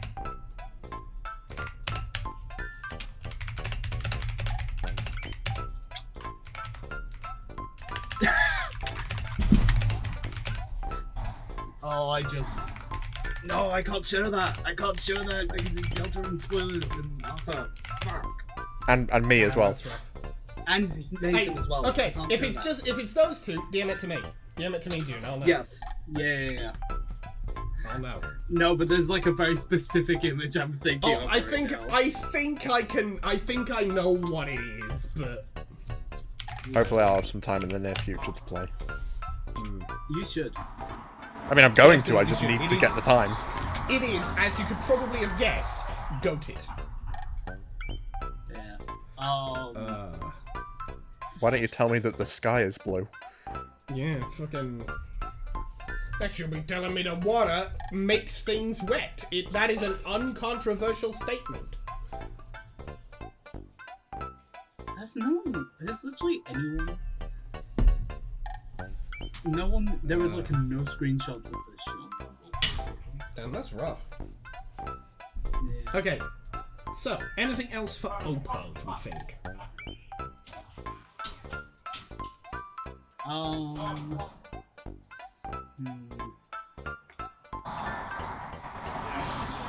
Let me just send this along to you and then I'll All right. think. Yeah. Uh, Yeah. The only thing I know about Yeah. Deltarune chapters 3 and 4 is that what's her name from Snowgrave's brother got hit by a car, and it was probably Asgore. Oh, damn. I didn't know that. No, you mean Noelle? Yeah, her name is Noelle. Her brother got hit by a car, and it was probably Asgore. She doesn't have a brother. That's Do you mean father? Do you mean her dad? Because he's the one in the hospital. Yeah. Nah, it's somebody who just doesn't appear. Yeah, because the character you're talking about does not exist. You never met Fiona. Your kids don't exist. Do you mean her sister? Alright. I've just seen screenshots of Noelle's sibling getting hit by a car. And I think Asgore that's being just the a one behind the meme. wheel. I think that's a just a bullshit meme. post, Arthur. I'm pretty sure that's just a shit. Bullshit. Me when Because I you think get I know what you're incorrect talking about. spoilers. That's fine. I wouldn't have blamed Toby Fox for adding that to the game. I would have been like, yeah. Me when Arthur accidentally takes a human I remember your genocides meme as canon. Me when. Okay. Okay. So anything else we want to add to Opal here? I wouldn't be surprised if Asgore did hit someone with a car. That feels kind of in I mean, character. yeah. Not on purpose, I'm sure. Yeah. Need I get that image from yesterday, Alex?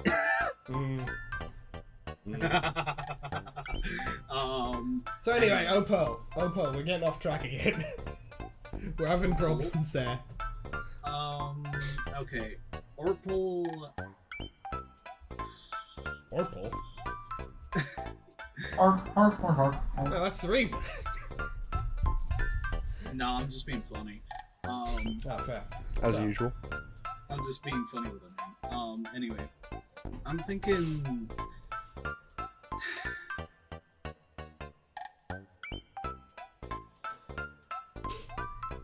Yeah, I think she genuinely just does not have any clue what she's done wrong. She just keeps like.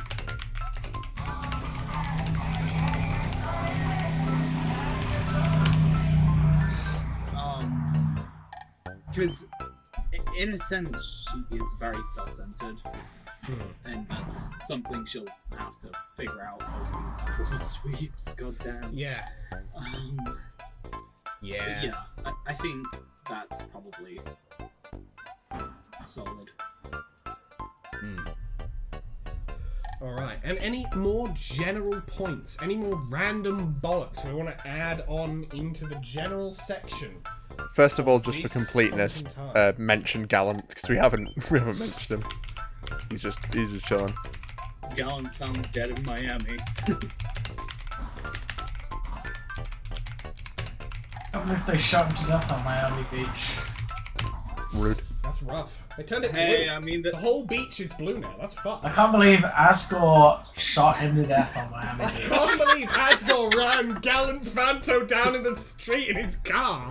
I can't believe he did that. And then he said I whoopsie can't doopsie. I can't believe. No, he said whoopsie daisy and then backed up over him again. All I'm saying is I wouldn't have been surprised. Okay, and Could have been in the game. second of all, for further completeness' sake, where are we at with the sprites? Oh yes, the sprites are just sort of there, crammed into the space as well. Because I Yeah, think, that's like, true. here's the thing. I think that, you know, there's 7 of them. If any of them are going to fuck off, I'd say now is the time. And I'd say of all of them, there's one in particular that I think would fuck off. Yeah, yeah. And that would be Penny Sprite. Because, literally, Penny Sprite has no reason to hang out around anymore. Because, you know, like, Frongle Sprite is Massen's Lussus, Brick Sprite is Damas's Lussus, Yesper Sprite is Lussus Lussus and Kid at the same time. Mothroon Sprite is funny. Julassa Sprite, Empress Julassa Sprite is also funny. And X-Cryo Sprite Squared is a Sprite Squared, and I don't want to get rid of X-Cryo Sprite Squared. But Penny Sprite is just a random fuck-off clown who was just an asshole, I think and they can just leave. I think what I'm going to say is, I think these guys would not all leave at once. It'd be months apart. Well, no, the thing is, I don't want the others to leave. I feel like they can stick around. I'm just saying that if any of the, like, if one, I would expect Penny Sprite to leave. Is all I'm saying. Because I don't want to I don't just want to throw them away. Yeah, just wait for the 5,000 buses to pass. Yeah, we'll wait for the full motorway to go past. But yeah, here's the thing though. I think, while yes, I think it is funny to keep, kind of fun to keep X-Cryo Sprite Squared around. Realistically, with who Xka is in there, absolutely the fuck not. She's leaving the first possible opportunity she gets. Yeah, fair. Okay. Yeah, Let's not mince words. That's She fully hates all of these people. And then I imagine, There is negative reason for her to stay. I imagine Penny Sprite would see that and be like, "Oh, we can leave. Oh, okay," and it just goes as well. Yeah. For real. But I say the other 5 stick around.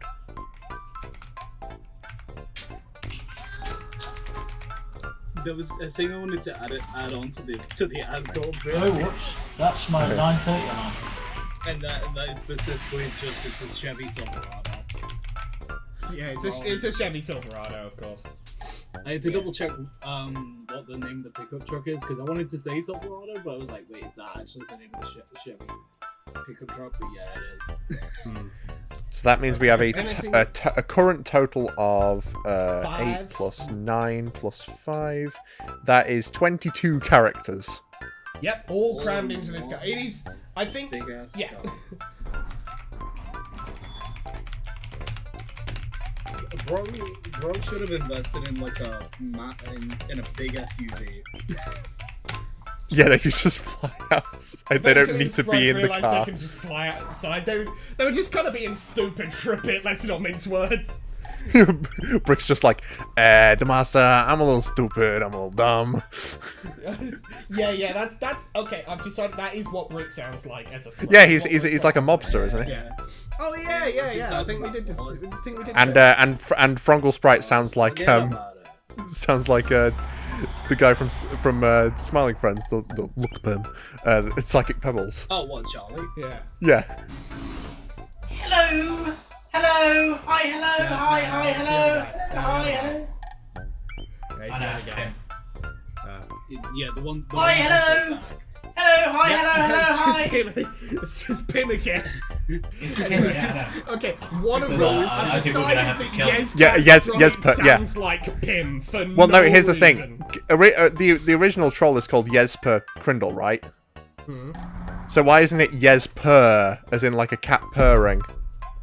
Yes. I don't know why I didn't do that, but the name's kind of locked in now. Ah, well. Just something I realised. Yes, for olive blood. I think so. It's been I a while know since that I've they put were a them breath together. bound.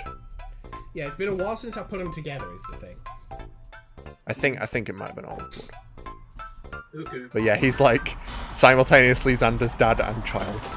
Yeah, it's a very confusing life. Yeah. Xander does consider just like picking up a Coke bottle over this. It's a real bad time for him. I don't know what This that shit means. For a troll, that's the equivalent of I'm going drugs. full Oh yeah, of course, Just- Fago. That's right. Yeah, it's like Because like carbonate. soft. It's Soft at drinks least are like the strongly. equivalent of- Yeah, it is at least strongly implied by Carcat that carbonation on trolls has the exact same effect as alcohol on humans. My dad is also my son. It drives me to drink. It drives me to fucking drink. This is Xander from the boot where he Coked up, knows. but yeah, yes, that's a like very different one. All right. Anything else we want to add in the general section? Overall, the vibes are dreadful. Yeah.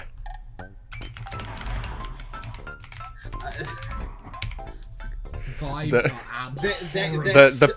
The paradox There's- road trip does not pass the vibe check. They're starting the journey how it like the middle of the journey was going for like John, Jade, and Dave Sprite. Yeah, but we're talking like, like the paradox road trip for these guys has not passed the vibe check by such a wide margin that the vibe check has passed on them. The vibe check left the room somehow. This ephemeral concept doesn't want to be here. Yeah.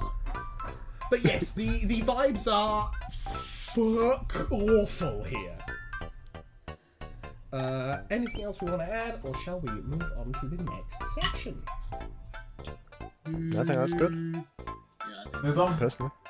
Alright. I think that's good. The Soul Survivor arc. What I'm going to do for each of the next 3 arcs is I'm basically going to start off the section with the prompt of the arc that is happening around these characters now. Yeah. Okay. The prompt of the things that's happening and, you know, establish things, and then we riff from that effectively. So, Yeah. So we start with like the soul- general stuff and then we go more specific? Is that what you're saying? effectively, yes. Effectively, yes. Little section here, because that's just where the fucking page break is. I really need to invest in like a standing desk because I'm like currently standing while we're doing this. Ah, yes, you gotta get the standing desk. Get some like that fucking. I'll just walk away. I mean, Well, yes, I'm but then the literally just, microphone like- can't pick you up very well, Arthur. I'm gonna Well, be honest it's with you obvious- guys. In every single video that we've recorded, I've been laying down. I'm just imagining one of those like shots where it's like one of those like video essayists, laying down and they just have the mic like really close to the mouth. I mean, Yeah. that's pretty much what I'm doing right now. I'm That's lying on my pretty side. much the setup. Okay, but they lie on their back. You're lying on your side. It's different.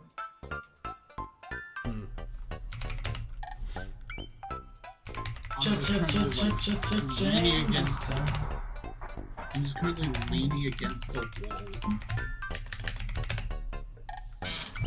I'm gonna grab some more water. It's horrific, and I'm dying.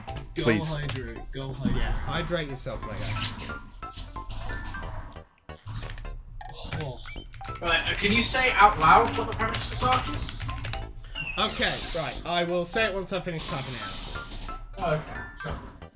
Ugh. Apparently it's going to be absolutely hellish to be tried. Oh yeah. 31 Yeah. degrees? The- Are you serious? 31? I thought it was 30. Fuck Oh me. no. No.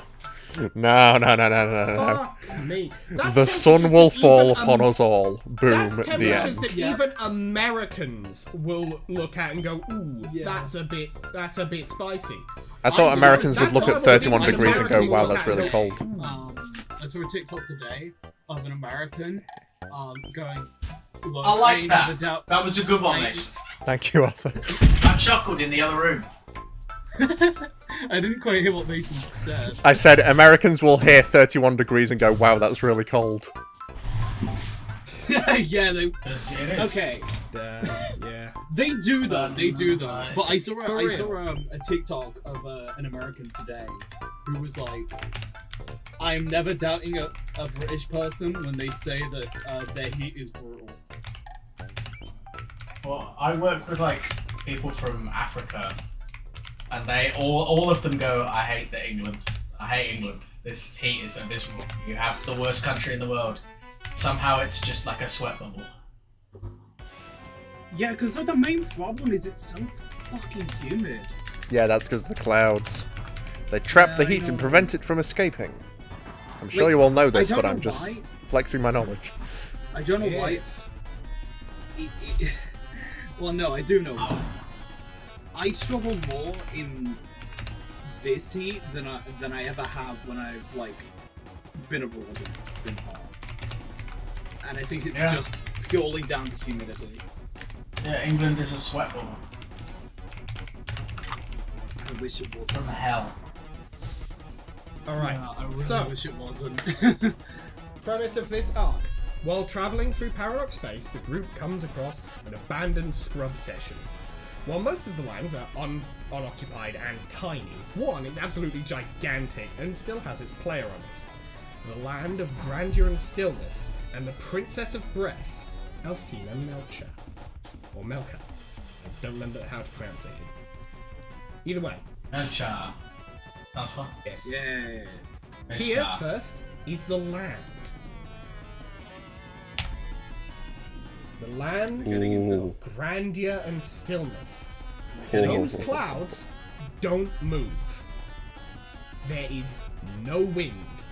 There is air, but it does not move. It is almost perfectly static. Unless acted upon by breathing in. So you can breathe here. It's a little tougher than anywhere else, and there's just no wind. The clouds stay perfectly still. And this is this land's sole occupant. Holy shit. That's fun. I forgot we made her serve that hard. Alcina Melcha. And I don't know. in her Actually, no. universe in the universe she came from, she was the Congress. She was her universe's empress.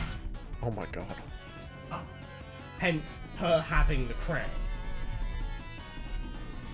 And she is Princess of Breath. Here is her normal god tier outfit, and here is a modified god tier outfit because, of course, why the fuck would she want to wear actual prince outfit given what she started off with?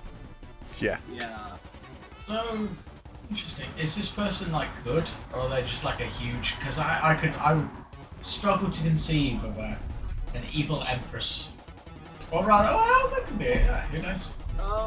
She's. How do I I struggle put to this? conceive of a good Condis. Yeah. She's not a good person. I'll put it like that. She's not but, a good like, person. she's not as. She's nowhere she's near not as outright evil evil. as Grimulord. Yeah, on a D&D alignment chart, as simplistic as it is, we'd put the Condus in chaotic evil and Alcina in chaotic neutral. Oh, okay. Yeah. That's pretty fair. Still not good by any stretch of the imagination. But And not does the outcome actively of this does the outcome of this involve this person joining us, or do they remain in their own? I would say it would, because my plan is after making a deal to help her escape this dying assassin, Alcina allows her plan to be hooked up to the back of people, providing the gang a huge swath of extra space. That's cool. So basically, Masson is towing this planet through paradox space. Yep, Yeah. and it's not just the size of a normal land, which would already be hilarious. The land of It's big. basically the land of grandeur and stillness is almost as big as Skynet. It is by the standards of a normal scrub session a horrifically oversized land. It is stupid big by Spurb standards, and it is just being hauled by behind this admittedly rather large Volkswagen Beetle. But this is still effectively the equivalent of a single ant hauling an entire human body. How Yeah. does it manage it? Is it just magic? It's magic. It's just raw alchemy magic. They Apparently. upgrade the engine. Wise. It's Yes. just this. They upgrade the engine in some mystical way. It's just this, but without the giant harness. Imagine just a Yeah. tow cable. Yeah, for real. Yeah, it's just kind of magic. But yes, Alcina joins the crew. Now, we did have another idea as well.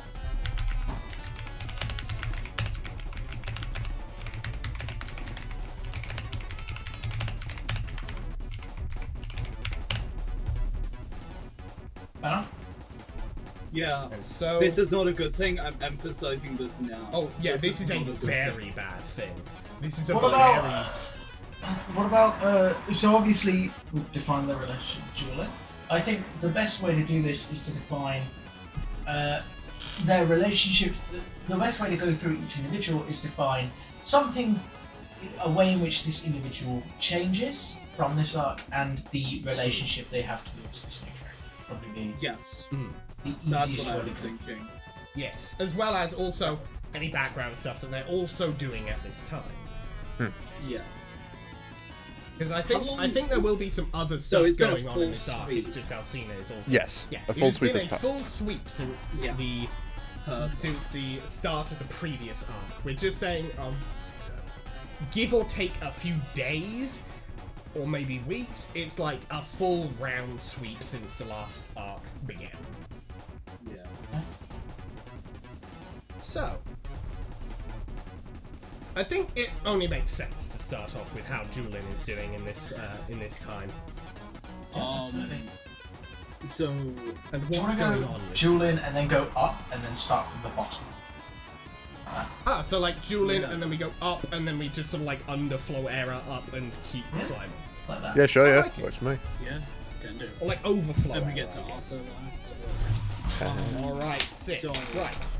Or we just bounce around depending on any other Yeah, sure. stuff as well. It just gives us a structure. Yeah, we'll follow that structure generally, but if we have any ideas in the moment of like, ooh, that works really well for Masson, and we're talking about like Damaso at the time, we just hop on. No, we have to follow the rules that I just made up. Or I'll kill you! No Don't time, have time for that. for that. There's no time for that! Julian. There's no time for that! Okay. Okay. So, Julian. how would I describe this? The past sweep, aka like 2-ish years, has been, yeah, I'd say rough.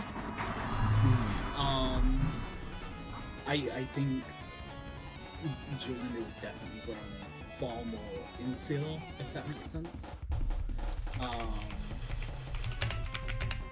Like, even from so breezy at this point. She's just fully in her trust that she's a shaman. So.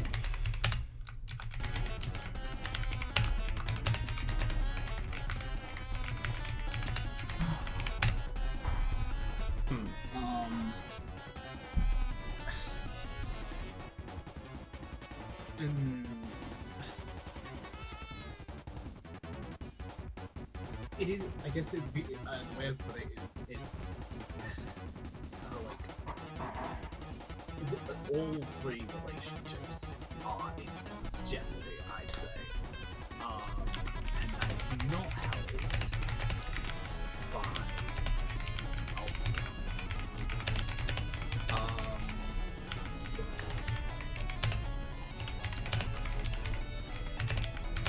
But I'll get into this a bit more with the others, but what I will say is Julian does not like Elsie all that much, but like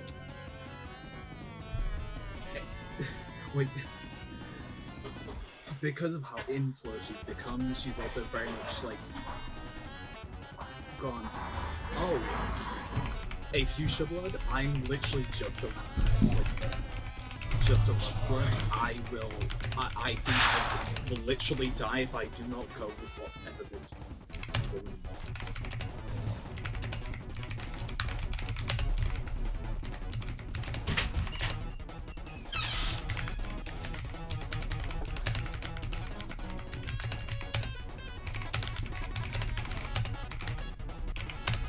That really stings when you consider when O'Pearl pulled the Violet Blood card.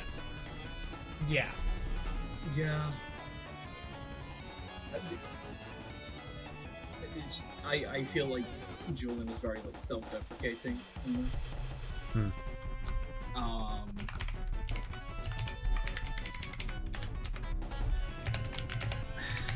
would I put it?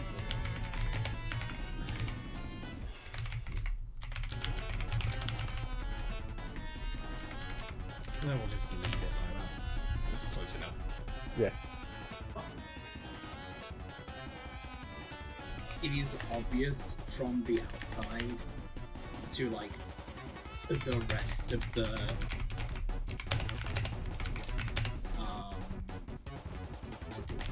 it's very obvious to the rest of the crew, to the Crusaders,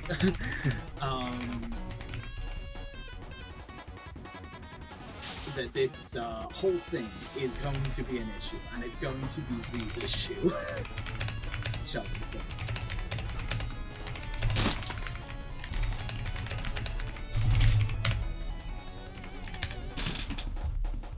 Because Julian is essentially refusing to even help herself out of this situation. She's just like,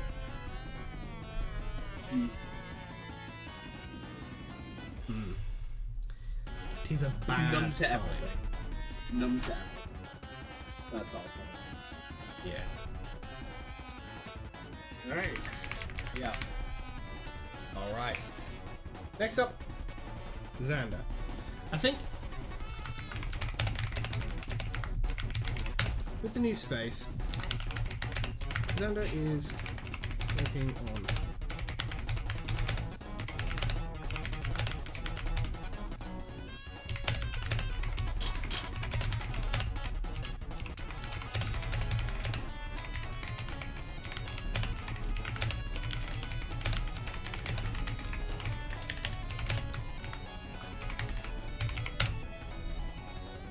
basically what Xander is working on is effectively trying to help his kids all effectively unlock their aspects to some extent. Since he knows from personal experience, you don't gotta be a god tier to express your aspect effectively magically. He Yes, did it because of the fight against Grimdark Arthur. he did it himself in his fight against Grimdark Arthur. That's actually what won the fight. He knows Yeah. it's possible, and he knows that for most of them, since none of them carry his, except for slightly Annika, none of his kids have his exact mindset. None of them have his mindset towards rage. and he knows with Annika, oh yeah, you've very clearly demonstrated an alignment toward time. That is, you've shown that yourself. You've done some rudimentary time shit. I know you're you're almost certainly time bound because you did the time shit on the ship, on the car. You've done this before. So he's kind of working to sort of help unlock their aspects, and he knows it's not going to be like a... He can kind of tell, yeah, with almost none of you guys, is it going to be like a horrendous battle to the death situation. It's going to be more, you know, gradual, helping you realize yourselves and your true potentials kind of a thing. I think he's also trying to help Arthur in this way as well. Trying to help Arthur get back some of his... Get a bit of his mojo back a little bit. Thing I forgot to add for Julian.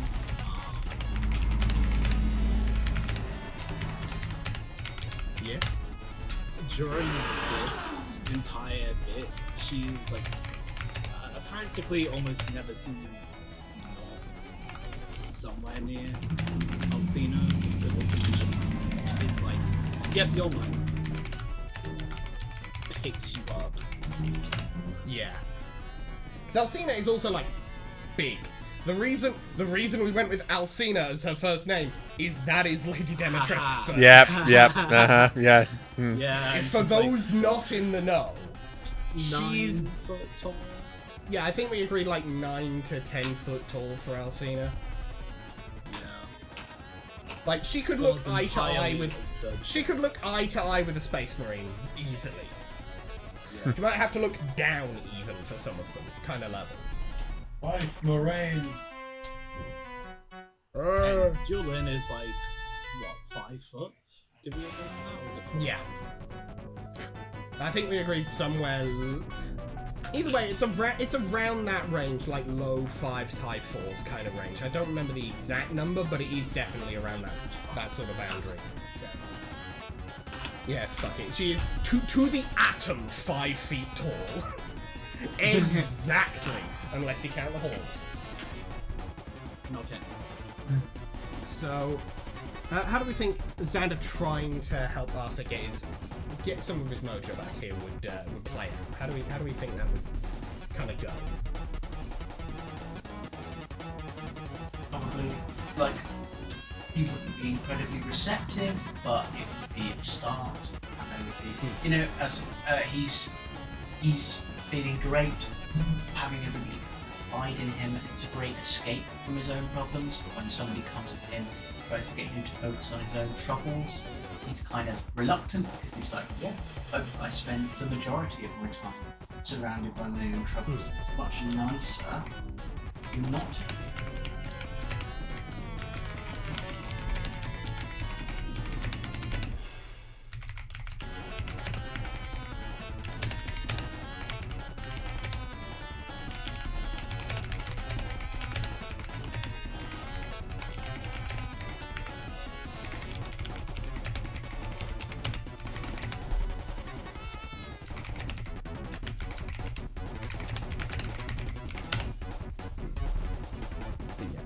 Out of interest, just back to the training of his kids. Which of his kids do we think would, you know, sort of have the most natural sort of like, oh yeah, and then just kind of get it, you know, or like, which of his kids do we think would sort of like start actually manifesting some level of power first? Do we think? I think Jasmine, particularly in relation to the aspect. In relation to like general fighting, I'd say Frankie's probably the most powerful. Yeah, but we're like not in talking terms most of powerful, being we're in talking tune with the natural aspect, at I would say their Jasmine. aspect. Yeah, I think you probably Jasmine makes sense. Yeah.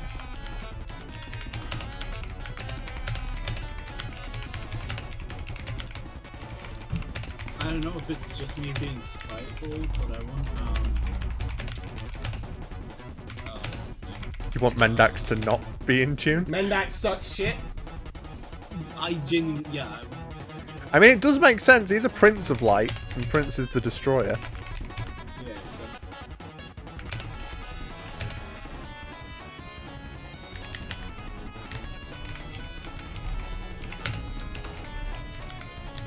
But I reckon, again, also Annika would become fairly in tune with time.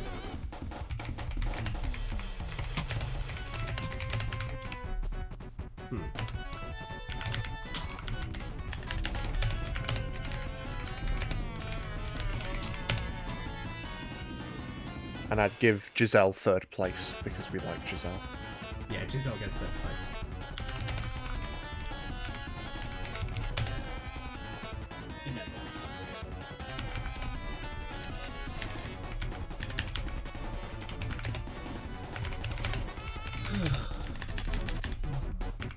That's also a possible point of parallel that can be drawn between Giselle and Alcina, both as Breathbounds. yeah, I mean, A maid and a prince. A maid and a princess, actually. So yeah.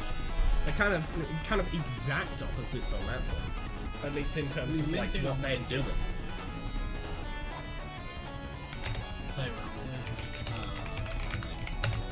with. It's like the idea of, because breath as an aspect is also the aspect of freedom. So Yeah. I'll see the Destroyer. destroyer of freedom. yeah, Trapping What do you Julian. think? Yeah.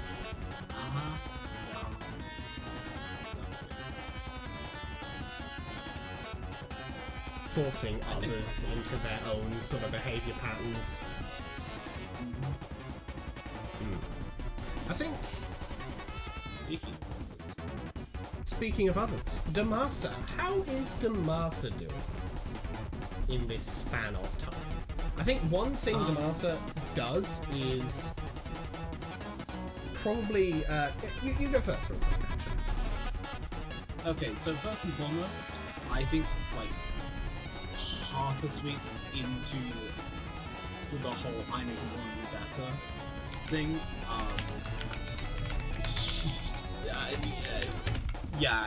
she can't keep up. She just actively realizes, wait a minute, this isn't like This isn't a contest, this is like actually a serious thing. I should probably do something. like this stopped being like a black. This isn't a black rum thing, this is just a fracture in relationship. Oh dear. Yeah.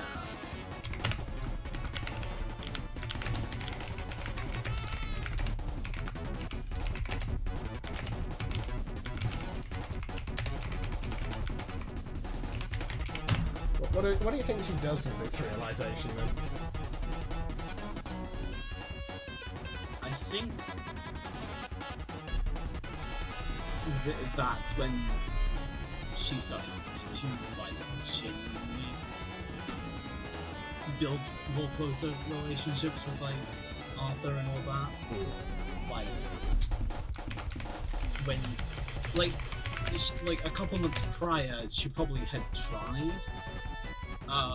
But like it's at this point she fully commits, if that makes sense.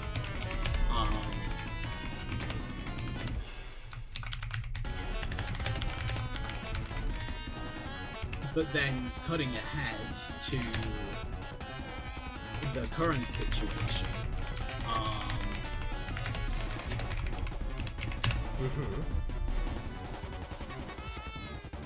she fucking despises all of this.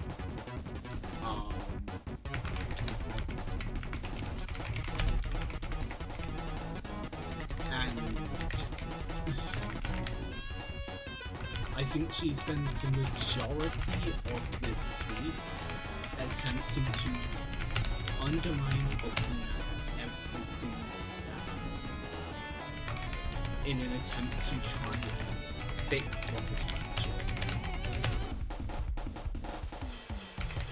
With the help of the other two as well. But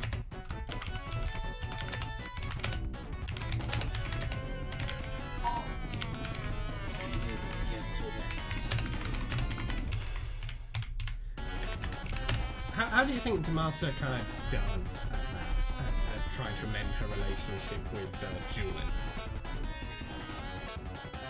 I think it's genuinely literally before- just trying to. Before things kind of boil over. I think it's trying to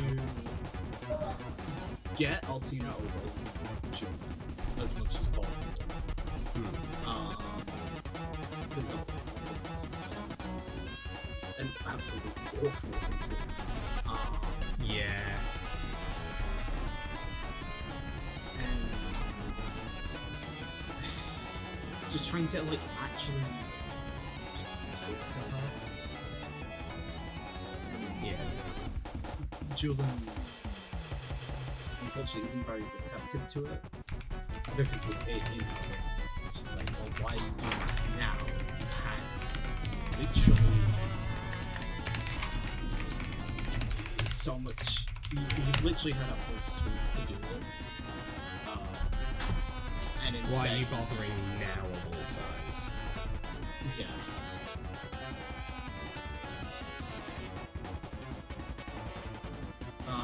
Otherwise, like in other things that she does, because be that.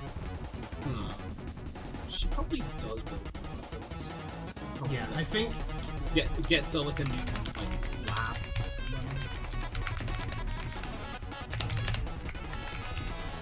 And what I'm imagining is she tries to build like new weapons for like Xander and Mason and Yeah. maybe something for Arthur as well.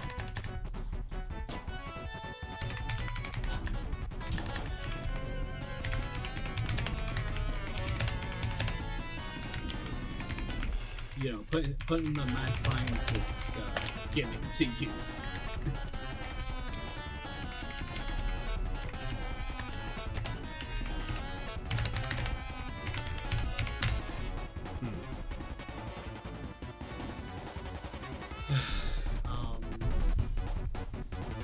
yeah. Yeah. I think that's it. I think that's good. It's alright. Opal. Opal.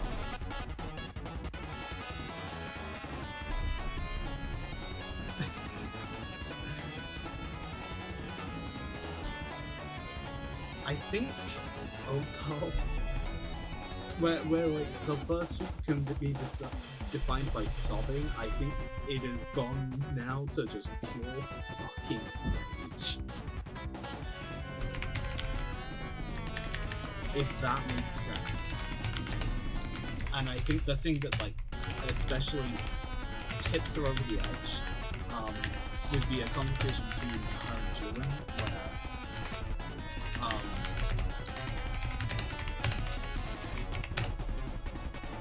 and Julian uses the hero spectrum argument as to like why she's not even like bothered to like fight back and like I think that's when it really full on plays. Yeah. And I think Opal's fury is kind of drawn in two, well, opposite directions.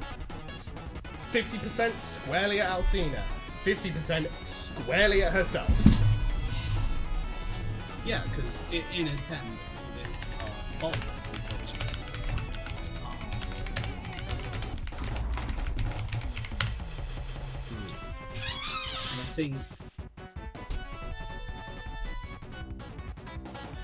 And I think with this level of fury, I think Opal might try and confide in Xander a bit, seeing Damasa is, you know, doing better than she seems to be doing, with a bit of help from Xander.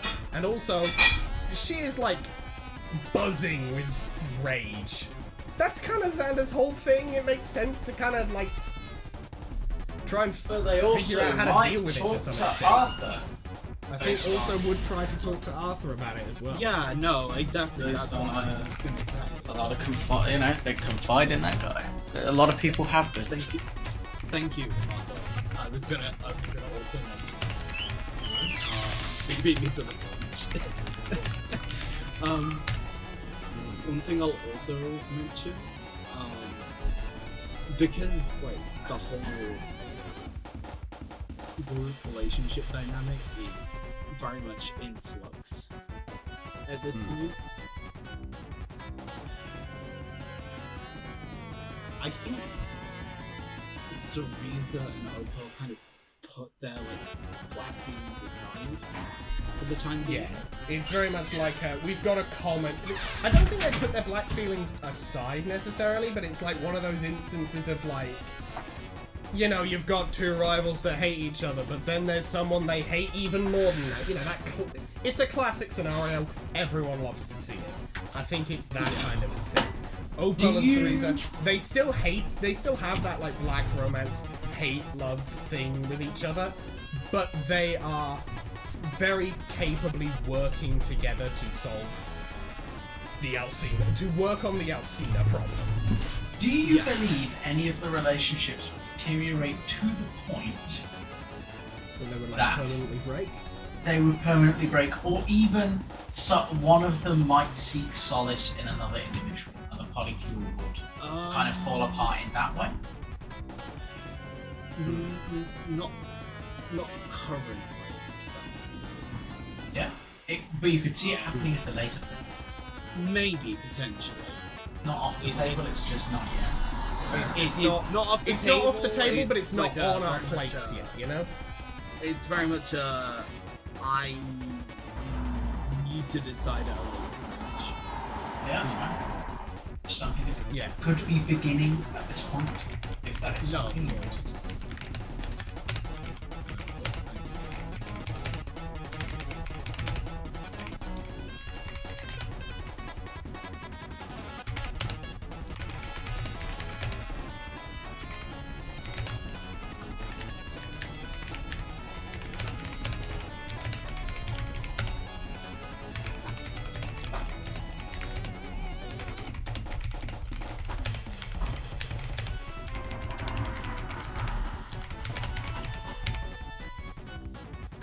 Mr. S. Fix thing. Fix thing! Anyway. Anything else for Opal, do we think?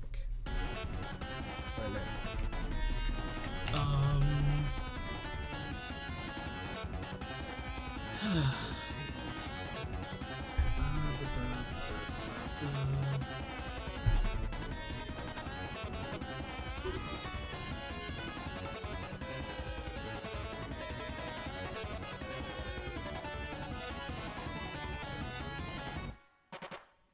I do think when all her emotions do get a bit too much, she does just try and. I'd like to think that she's like not using Frankie, but like, how would I word it? Leaning on?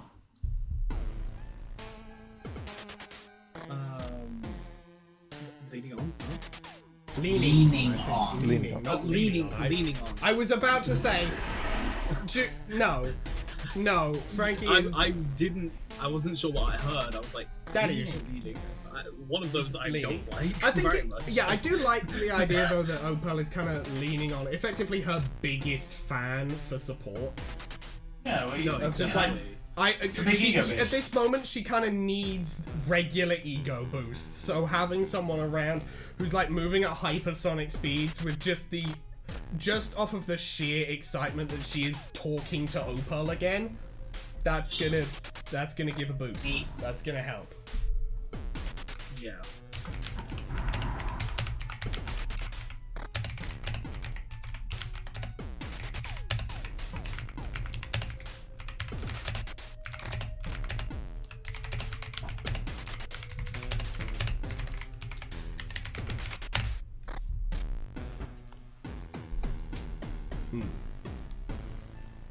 Yeah. Yeah. Okay. And now we have Cereza. Cereza. Because Cereza's got like shut out a lot later than the others, she's still in the Effectively grieving the relationship kind of phase a little bit. yeah. Or like she she starts this segment off in that state, given that she, you know, has only just entered the phase where there isn't a relationship there anymore, where Opala's kind of been speedrunning these things, while Damaso has been in the denial phase for a good while. Yeah. Exactly.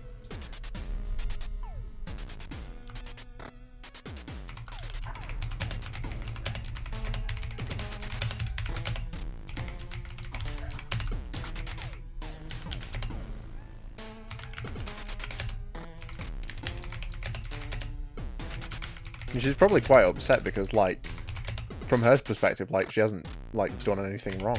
No, she hasn't done anything. It's just. Julian That's lies.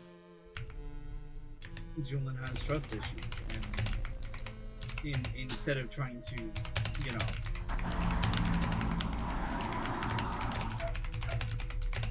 she feels like she's talked enough, and it doesn't feel like it's helped, so she's just started,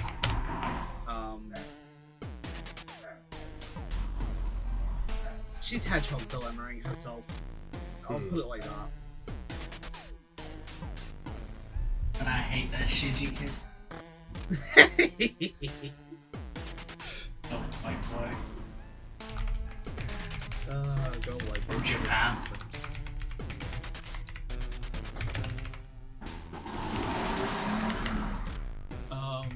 But yeah.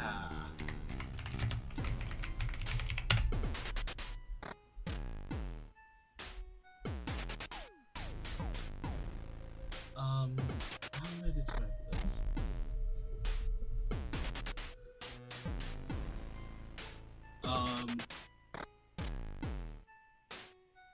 Oh, sorry. Hedgehog Dilemma comment was about Julian, not Teresa. Oh! Didn't have any idea what the hell the Hedgehog Dilemma thing was. It's like a dichotomy of wanting to be close to someone, but also fear of being hurt, like a hedgehog's huddling up for winter. I literally did just Google that. And that's essentially what. Actually, it's about when Shiki cries in Evangelion and he should kill himself.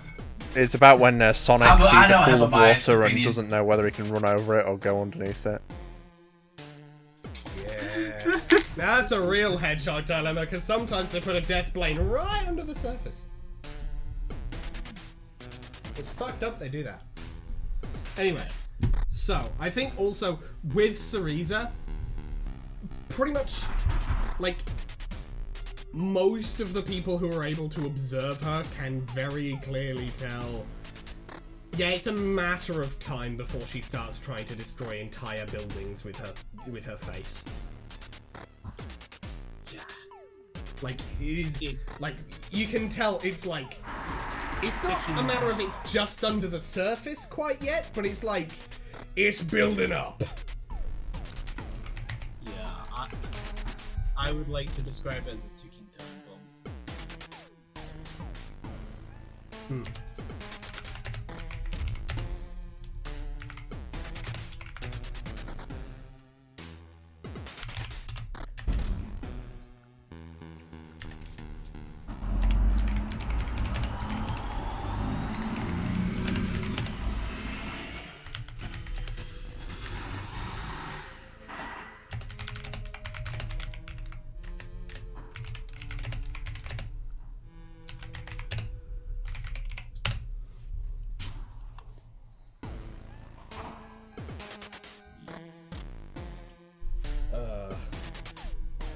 But what is Cereza doing to try and like deal with this sort of thing? I think Cereza would. I think if she were to talk to anyone, I think she would be a little more inclined to go to Xander, considering they do have that sort of pre-existing reference frame, and she can kind of sort of try to cope by trying to help the kids to grow stronger and realize their aspects, and trying to kind of do what Arthur's been doing by trying to help everyone with their problems of, I don't want to think about my problems, I'm going to think about your problems. I'm going to solve your problems, and I'm not going to think about my problems. very much forgets herself for other people. And forgets that she has needs that aren't being met. I think she would still also talk to Xander, just if anything, because, well, I'm helping the kids. He's right there. He knows how my relationships with all of these three work, and how that has gone completely shit sideways since this. Also, he is friends with Julian himself. I think she would also talk to Arthur on occasion, but I think it's not Xander. She'd lean more toward on Xander than on Arthur. Yeah.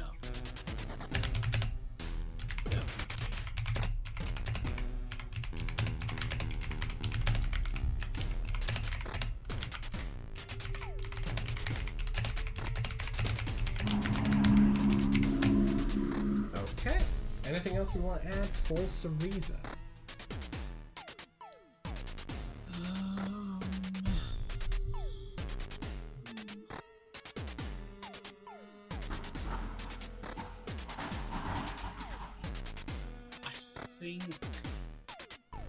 For right now.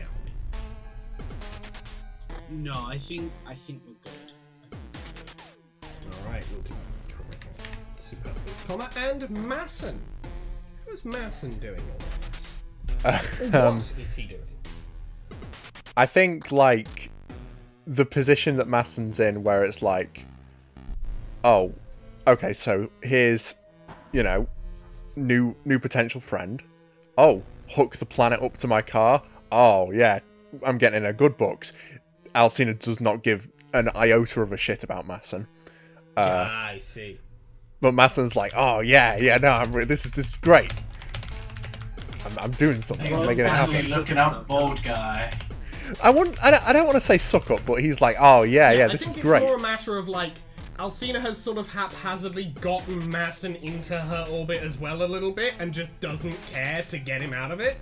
He's just kind of also there.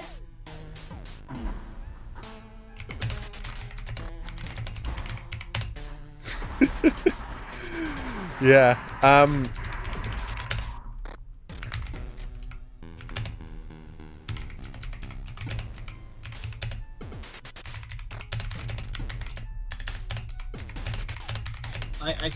I'd like to think of it as a kind of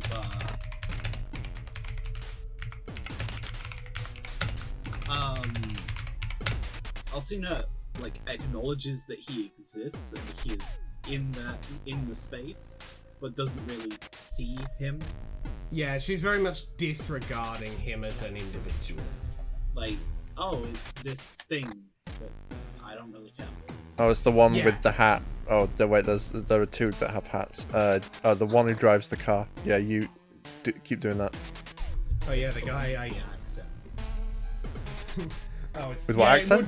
I think it would be, oh, it's the one with the accent. Oh, yeah. And then Masson's just like, what accent?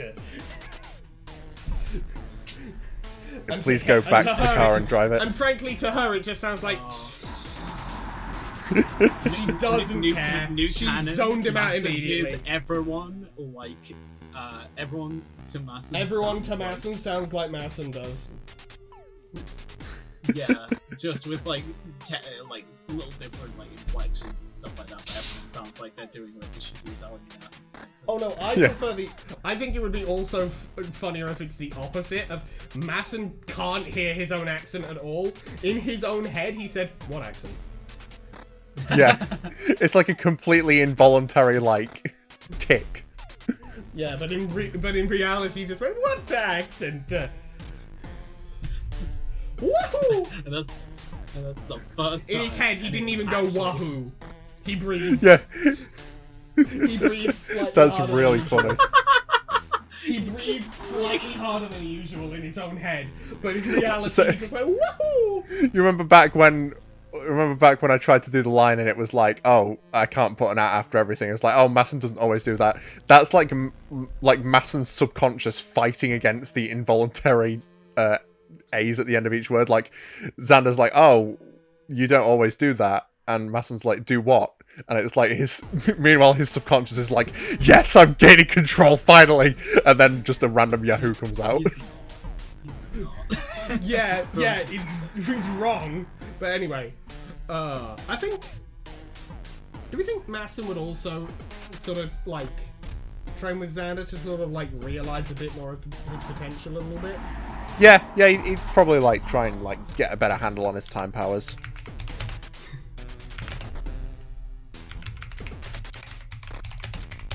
More just for the sake of not being sat up in the car on his own the entire time. Then when he is sat up on the car and not on the planet, he's probably with just chatting with Arthur. Yeah, they probably talk a bit. Yeah. But there is one thing, and I don't have a specific point for this to happen, but I did want it to happen at one point. While Masson is driving through Paradox Space, he's going to see what looks like a dream bubble, but it's completely frozen. Like it's frozen solid. You can't even see through it. And he sees that. He doesn't know what it means, but he gets a bad feeling about it, and he like grips the steering wheel a little bit tighter. Bad feeling about this. Like he has no idea. It's just like seeing that gives him like a feeling in the pit of his stomach, and he just like grips the steering wheel a bit tighter subconsciously. And he's like, So he sees the okay. snow grave dream bubble. The snow grave dream bubble for real.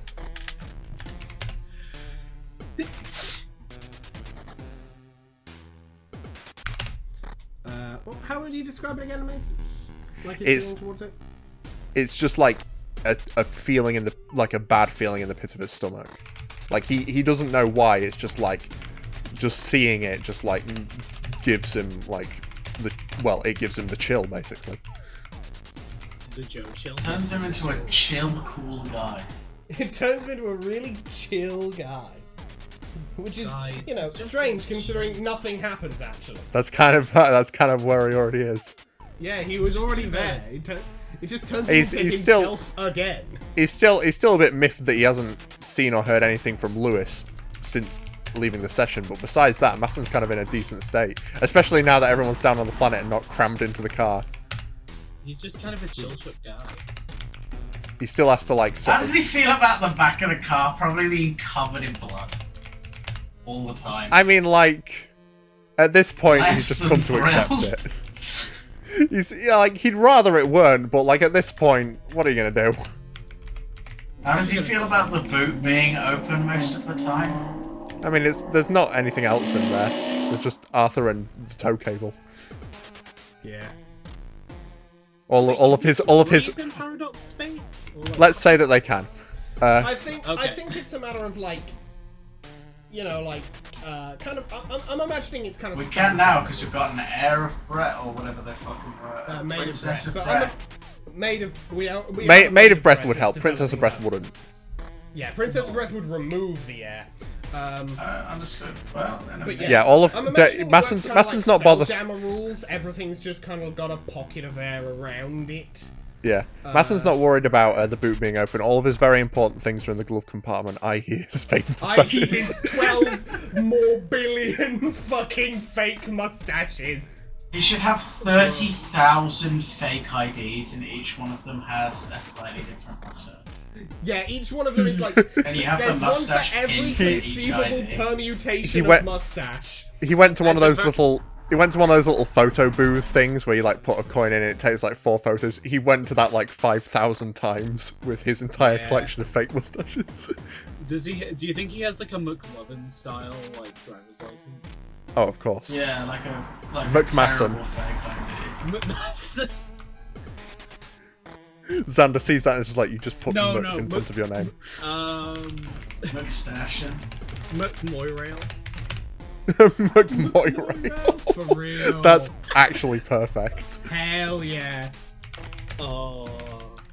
Just between that or I'd like to the imagine troll equivalent like, of that. Xander and Masson went to go like try and buy like carbonated drinks, and it's just the full scene from Superbad.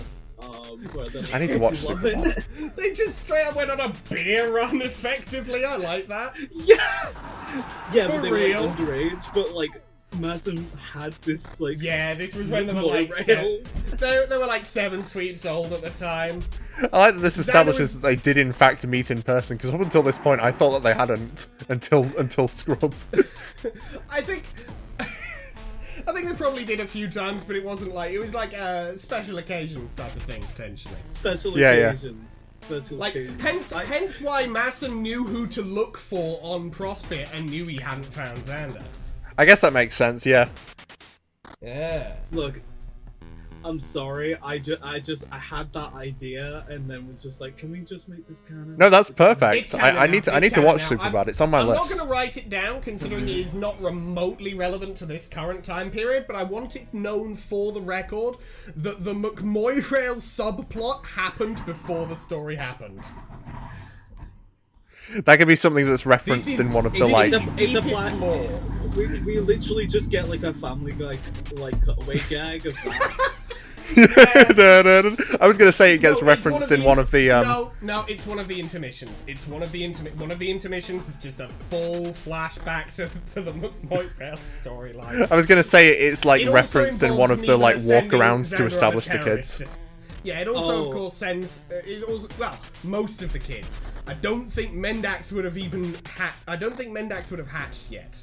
Yeah, I yeah. think also some of the older ones, you know, like Giselle would have been around, Annika would have been around, all this. Do you think like do you I think think like Shade Masum might be would have had around, like a but that's comb over? probably it. Like he hadn't fully gone He has bald yet? a little more hair. He has a little more hair. He has like a little comb over. He has a little bit of comb over. It's not covering Yeah. much. Yeah, not much is happening. It's not helping much, but it's there. Nimina. What is Nimina up to, do we think? I'm curious as to how Nimina and Alcina would interact. I like to think they're hate each other. Yeah, like he's confronting someone who basically, if Alcina had existed on Alternia, she would have been like Nimina's #1 target. Yeah, or she would have been Nimina's boss. Yeah. One or the other. One of the other. Probably One both. or the other. They are both also, or have been for a very long time in Nimina's case, two very, very controlling people trying to control the same environment and the same people. And Nimina's not quite out of that whole thought pattern yet. We're more than aware of that. It's not a good time. They actively will never be in the same room at the same time. Sheerly because how both does, of them know they can't stand each other. How does the what are they called? How do they get on with Arthur as well? Do you reckon? What? As we've established. Well, I guess we're gonna get to that next. I guess yeah. Next, yeah, you're right. Yeah, I mean, the rules you set out. So, Look, do I need to get out the rules card? soil. Anyway, so God Now, damn it! Jesus. Still the best That moment guy in was Deltarune. awesome. I watched that guy driving a straight line. It's slightly fascinating. Yeah. I thought you were talking about rules God card. damn. Well, no, him too. That guy had to Rules slow card. down. I have Rules also card watched crushed his Card rules drive in a car. straight- I've also watched Rules Card drive in a straight line slightly faster than anybody else. He then got turned into stone and fell into an acid river, but, you know, God damn it! damn it. So, Nimina.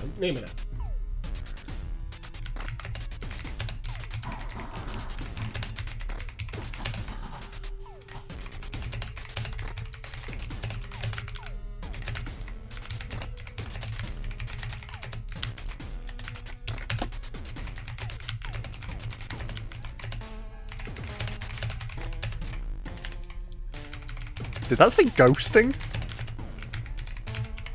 Ghosting? Think it did. There was never any hope of them ghosting. They're never gonna go. Why did It's autocorrect never gonna think happen. that's what you were going to write? I don't know. There was never any hope of them ghosting each other. They just went straight to hating each other. Yeah. D1 It's not even haters. like Black Romance. It's Since- just since full. their hatching. I want you to die. It's just Goku and Broly. Nimona takes all of the things that Arthur has said to him over the course of their journey and has said them to Alcina. Yeah. Every single one, word for word. Anyway, anything else for Nimona? What else? Well, on the topic of Arthur, how do you think Nimona and Arthur's dynamic would have progressed at this point? Do we think anything? So just Arthur, do we think? but probably is slowly coming to terms with the fact that he kind of has to either stagnate or accept this person somewhat. And so there's like a begrudging level of understanding of being like, yeah, well, I mean, we're both homebounds, and you fucked me, so let's talk about that, huh? You've got me, you've killed me now. I'm sorry, just the way you worded that, and my brain just Yeah. went... Yeah, it's like wrong guy. Yeah. Different guy, wrong guy. Different guy, wrong guy. Wrong trait in common, I think. Car's shaking what you do. One-sided old man Not even I- that old. Not a fan of that sentence. He's like no, middle-aged. I'm thinking Nimona. Yeah, no, still not a fan of that He's sentence. like middle-aged. He's like 40 years old. Yeah, that's a death door. Alright, I didn't know we were living in the 1800s. Yeah, welcome back to fucking... Welcome back to fucking ye olde shady 1102. boy. Welcome back to 1102. Everyone has dysentery. Fuck you. The Black Death is coming. We My are name all is Carl going to IV. die of Here's the my plague. story. The fog is coming. The fog is coming. God, I wish. June wish there was 13th, some 2027, the fog is coming. June 13th, 2027, the fog is coming. Again, I wish the fog would come. I wish the fog would come. There would be some level of moisture in the air that it'd isn't be like just so baking humid. hot. That isn't like broiling, you know?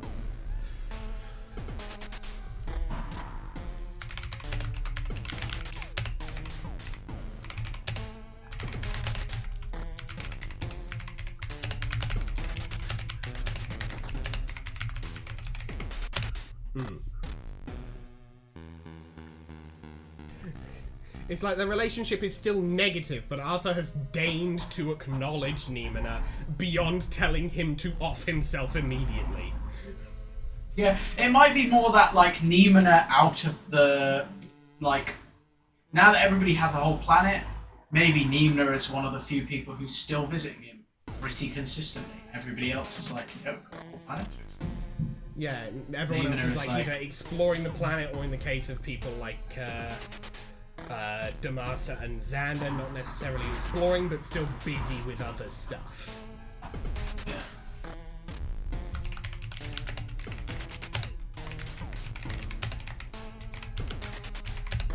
There's like, either hate this guy forever or have a new person to talk to, and it's like, well, I'd like to talk to somebody. So.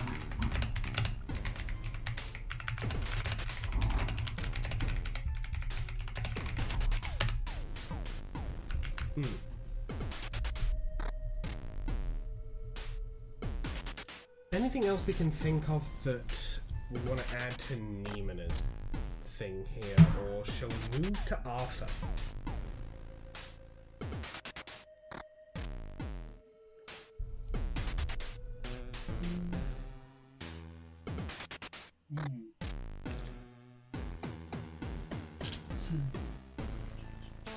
Gonna guess we're good on Nimona then? Yeah, I guess, I yeah. suppose so, yeah. I think so. Considering, yeah, nothing really came to mind, so... And nobody Arthur said time. nothing.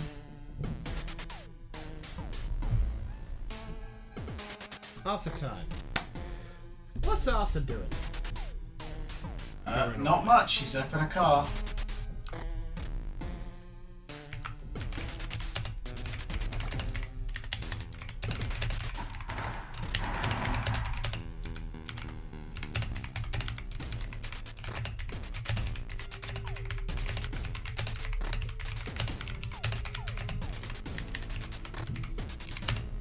I think the stuff Arthur does this whole arc are mainly just revolving around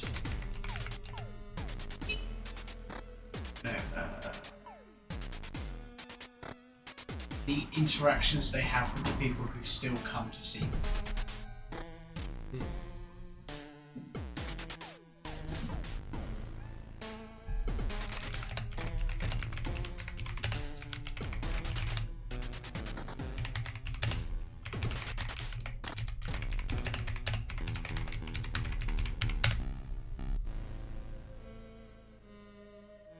Yeah.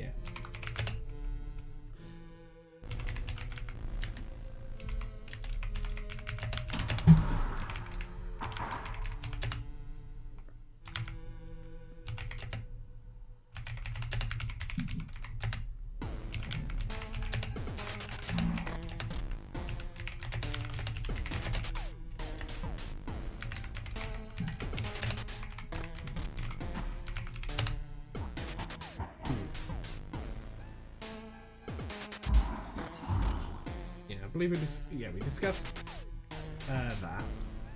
His loneliness and isolation. He's slowly becoming less and less this like paragon of Virtue like virtue and positivity, and he's slowly becoming just angrier. Honestly, just alone. Yeah, he kind of does, considering the rage guy is on the fucking land and isn't coming up that much anymore. Yeah. Kind of does, also, unironically. how does the oh god, their name's not on screen. Alcina? Alcina, thank you. How does Alcina? Oh, it is on screen. It's just not big. How does Alcina feel about Arthur? How does Arthur feel about Alcina? I'll be honest. Do we think Alcina even knows Arthur exists at all? I think Alcina would probably be scared of Arthur because this is a person who is dead and alive, and that is such a foreign and unnatural concept, and someone who seeks control and power in the way they do probably see, like, one of the reasons they were like, you have to take my planet with me is so they are never near that guy. And they may well enforce a rule where they're like, yeah, you can't come down to me. Yeah, that's part of the reason. So, like, Arthur can't even be helped down like by anyone else. Arthur's, like, effectively in exile. Also, I feel like if consider, it'll allow me to, like, with the hole in his... I will say, just real quick, I will say also consider with the hole in his chest, Alcina can't even use the literal weapon of her aspect against him. Can't destroy the breath in his lungs. He doesn't have any. I don't even know if he has lungs anymore. Yeah, exactly, yeah. It's kind of, to them, they are an unnatural and terrifying thing. And it's kind of not a exempt pleasant from her idea. power a little bit. Exactly, not a pleasant idea to ever read. I think, Jim? I'd like to, like, expand and, like, I don't think it's initially she is scared of him. I think it's disgust. Yeah. Like, all this effort has been to keep this one rust blood alive. Which to her is like foul and strange and disgusting. I think later on it's going to go from disgust to fear. Yeah, I Yeah, think you could also have it be like, it's like a disgust, but also this kind of abhorrence of how could something that I see. That's the coolest guy on the road. So yeah, this distaste for having somebody who should be completely below them have one up on them as well. It's like, Also, a little extra thing of the fact that in exiling this disgusting slash weirdly horrifying thing from her land, Arthur is always above her. Yeah. Always there. In a literal sense.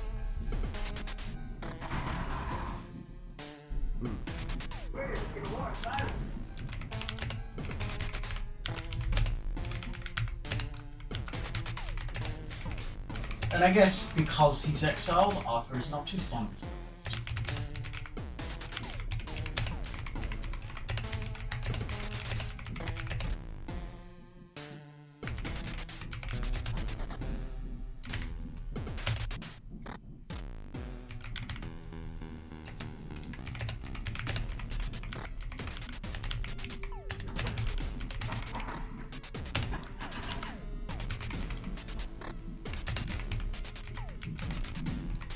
That is fireworks. Yep. The fuck? That means Los Drogas. I really don't think it does. That's what my parents always tell me. That's what my parents always said to me when I was at uni. And I'm like, I don't think it does. I mean, objectively, it's not very clever. No, exactly. Like, oh, let's set off something really loud to let everybody know that something illegal is happening. Yeah, exactly. Like the police would know. Bro, I'm not saying the police. Not saying the police are competent here, but It's the play, you just don't get it. Just don't get it. I will say, I forgot to locked put in, like, something like this in Xander's section, but I think Alcina would also kind of have that disgust and then fear for Xander in the same way of he is also an undead thing, but a much more healthy looking one, for lack of a better term. Yeah. Does Xander breathe? That's a good question. I'd say no, vampires don't, typically. Yeah, right, fair enough, yeah. So Another I'd say thing of Xander like, wow, also these guys doesn't suck. breathe. Are you banned from the planet then? No, probably, surely it can't be. no, I'd say it's a matter of she would kind of. I think it's a matter of Xander has the ability to come down to the planet on his own, and she kind of can't stop him. Arthur doesn't. I think it's a matter of by the letter of the law, Xander is in exile. By the function of the law, it's just stay away from me. Just stay on that side of the planet. I don't care. Just don't come near me. Like, I can't stop you from flying down whenever you want, because you're fit and capable of doing so. Just don't come near me. You weird, disgusting thing.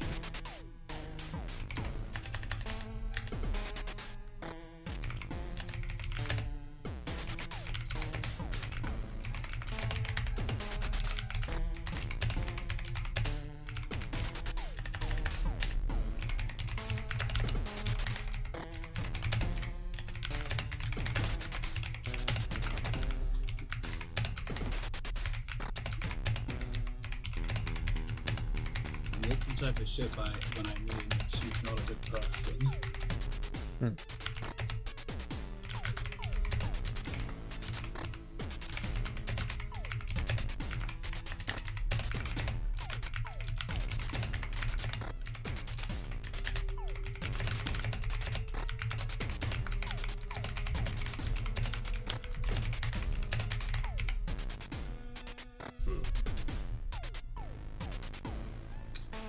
Okay, so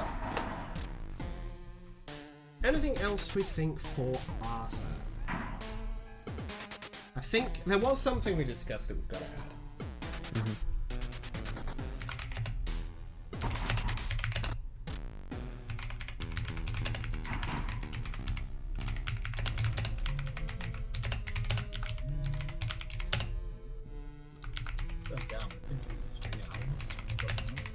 I mean, that's typical for a Rising Homestuck. Yeah, I know. I'm just like, it does not feel like it's been 3 hours. Yeah, I agree, actually.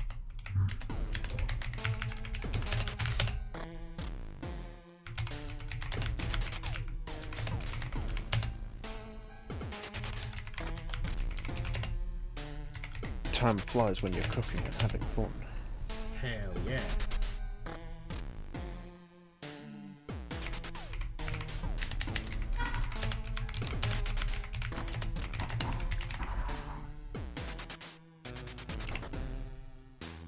I have cancer from by MCR Superman, and I'm just imagining it for Arthur. What? I have Scorpio stuck in my head because I am one. Like the character, not you. I should have specified. Although wait, that one death prediction or whatever. You've lost me. Yeah, this is channel deep lore that even I forgot.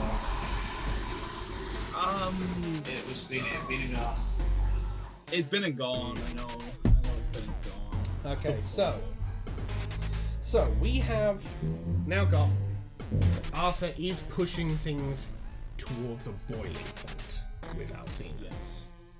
Instigating more aggression and anger, pushing people to effectively lean into their anger that already exists and send that spiraling.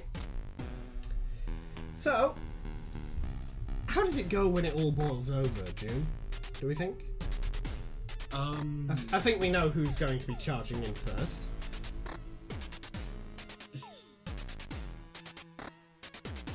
Yeah, it's probably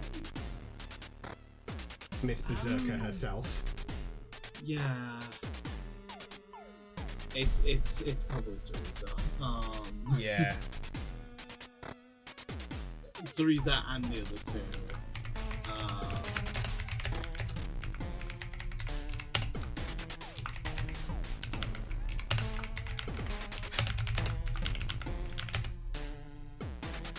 I would like to propose the idea that even though Alcina like puts on like a very like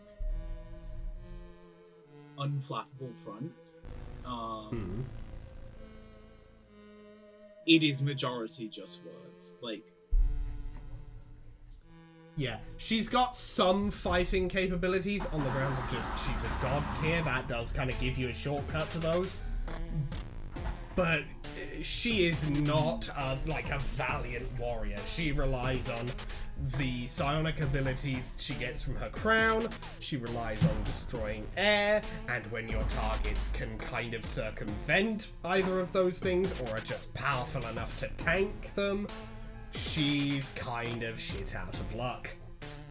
yeah. She does not And have also- the fighting smarts to get her way out of a fight that's going against her. Can't mid-diff you? I'm cooked. Yeah. All fights with Alcina are either negative difficulty for her or negative difficulty for her opponents. There is no in between.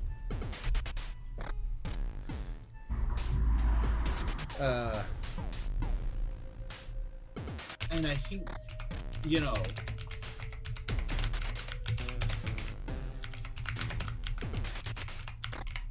Julian seeing that effort, that like combined effort, I think that does start to bring her back out, like break her back out of that, like that shell. Yeah. Coming out of my shell and I'll be doing just fine. Gotta be down. Yeah. Because you wanna- Anyway. Yeah. I think... Now here's the thing. I say I'll it add- starts. Yeah, like it's not an immediate. There's not like an immediate like change.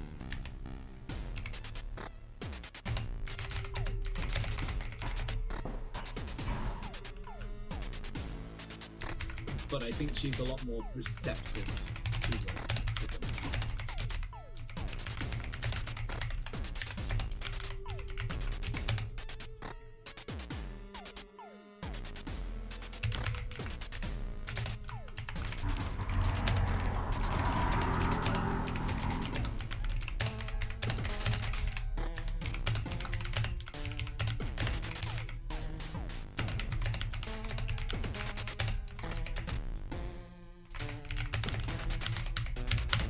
Now, we said we want to use Alcina for something later, June.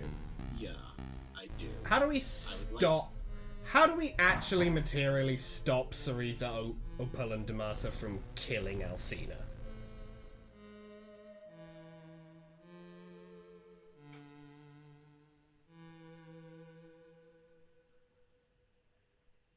I would like to think that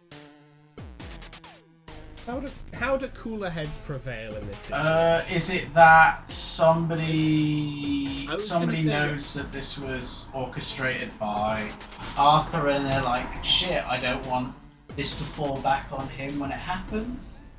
no. I was gonna say I think Julian chooses to intervene, and I say chooses to, like very much emphasis on the Julian choice has of. effectively been kind of cracked out that whole your choices are irrelevant, I choose everything for you type of thing, and he's actively choosing a moment of mercy, which is also a bit of character growth for Julian, considering at the start of the story Julian would have been like, oh hey, murder, let me join, bang dang dang. Exactly.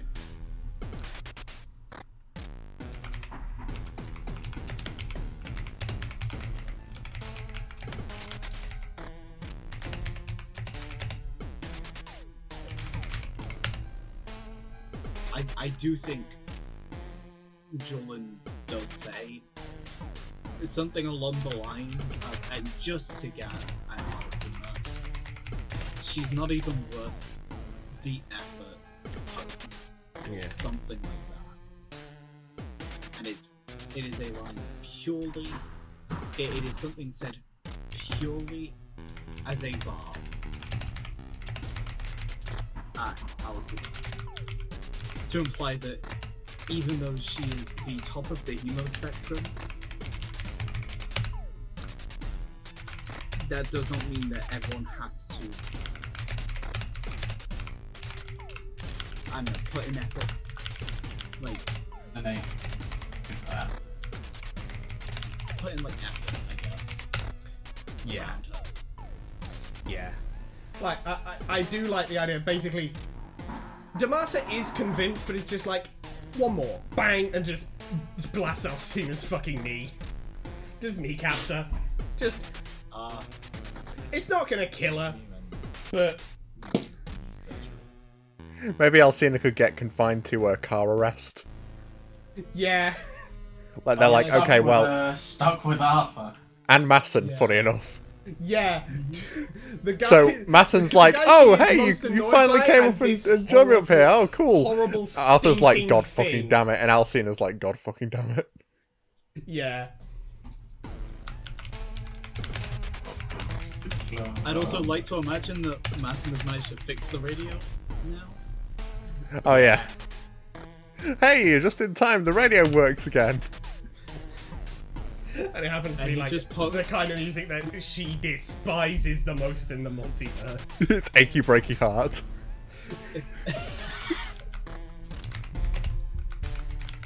See, I'm just imagining Masson like in a like how Goofy is in a Goofy movie.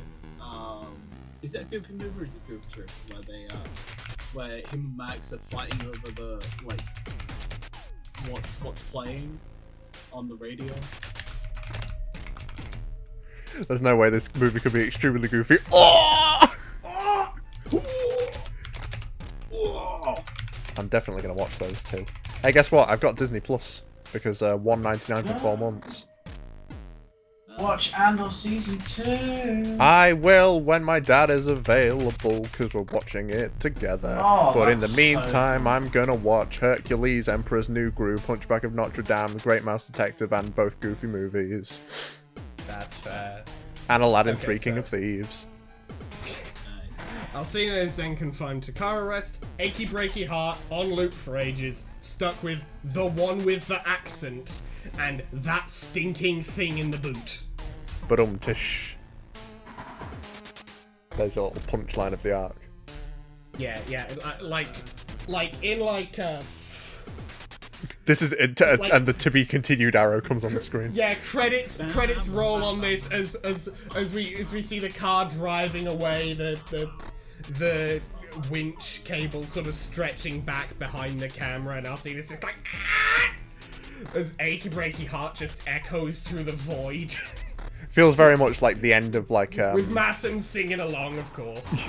It's in regards to the to be continued, it feels more like the end of like one of those like arcs towards the middle of Stardust Crusaders, like the end of like Death 13 or Judgment, where it kind of like ends on a punchline. Yeah. That kind of vibe. And we truly shall end on that punchline, because the next part shall be in the next, well, not the next part, in the next bit where we focus on these guys. But Wow. that is the first 2 arcs of Writing Homestuck B-Sides. So, gang, what did we think of this episode of Writing Homestuck? I Good don't know. news. Fun BBs. A perfect report card, all B's. All B's. Christ. Anyway. Yeah. I prefer all natural sweeteners made by man. man. I know it's got an aftertaste. I I it. like it. I think we've got something good here. Yeah, Yeah, we I got like things going. I like all our new characters. I like expanding on our old characters.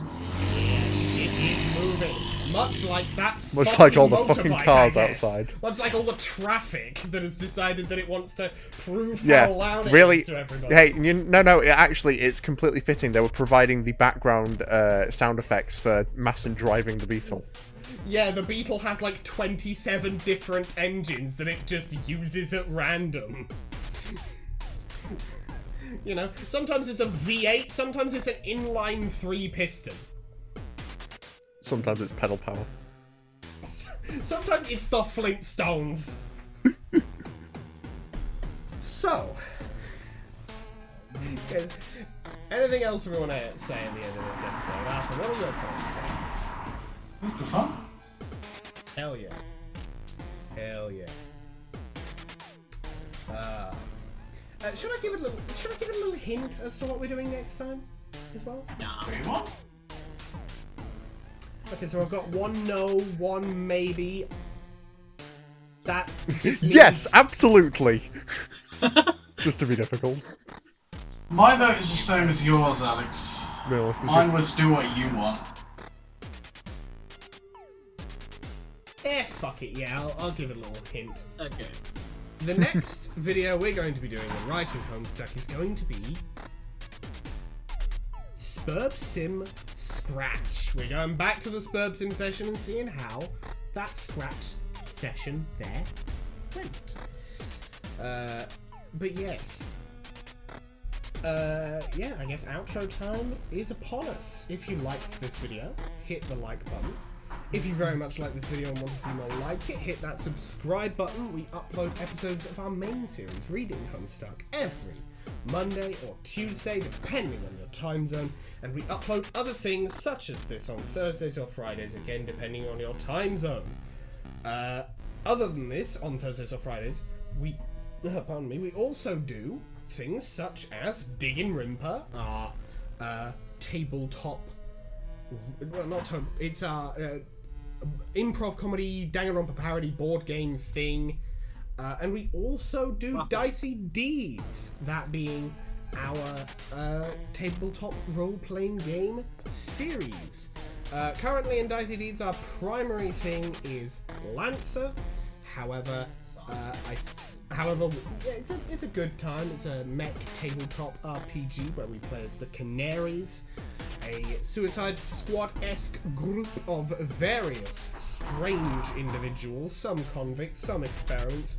One of them is a monkey. One individual in the Canaries is just straight up like a chimpanzee. Monkey. But yeah. It's a fun time. I'd recommend checking that out, and Danganronpa, of course. Soon though, I think soon-ish, we'll probably be doing another little side thing that we do sometimes. Sometimes we do Morkborg, sometimes we do Call of Cthulhu, sometimes we've done other things. I think the next one we're going to be doing, the next sort of non-Lancer thing, will be Cyborg, if I'm not mistaken, yes? Yeah, probably. I mean, it's all down to what you guys want to do. But yeah. If that's what you want to do, yeah. Yeah. I mean, it's kind of been on the docket for a while. Might as well, do it. Yeah. But yes, you can also follow me on Tumblr and on Blue Sky, where only on Tumblr, I'm going to be posting the images that I showed you in this episode itself. Well, the ones I made, not like the Superman comic screenshot or like the low-tier god gif or the weird. So I don't know if I'm even gonna put Kill that on yourself. Anyway. But yeah, the Sonic one. I don't know if I'm gonna be putting that on the screen at all. I might. We'll see. We'll see how I feel in the editing process, which will begin. But will you put not this on? tomorrow. Piss loud. Have fun editing. Now. But will you put this on the screen?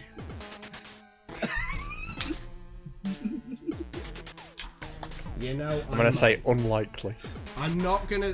I will neither confirm nor deny whether I should put anything other than the images I made on screen, just so that you can find out if it's a nice surprise that I did or be mildly disappointed Oh shit! that I didn't. That reminds me. I have stuff to give you, Alex.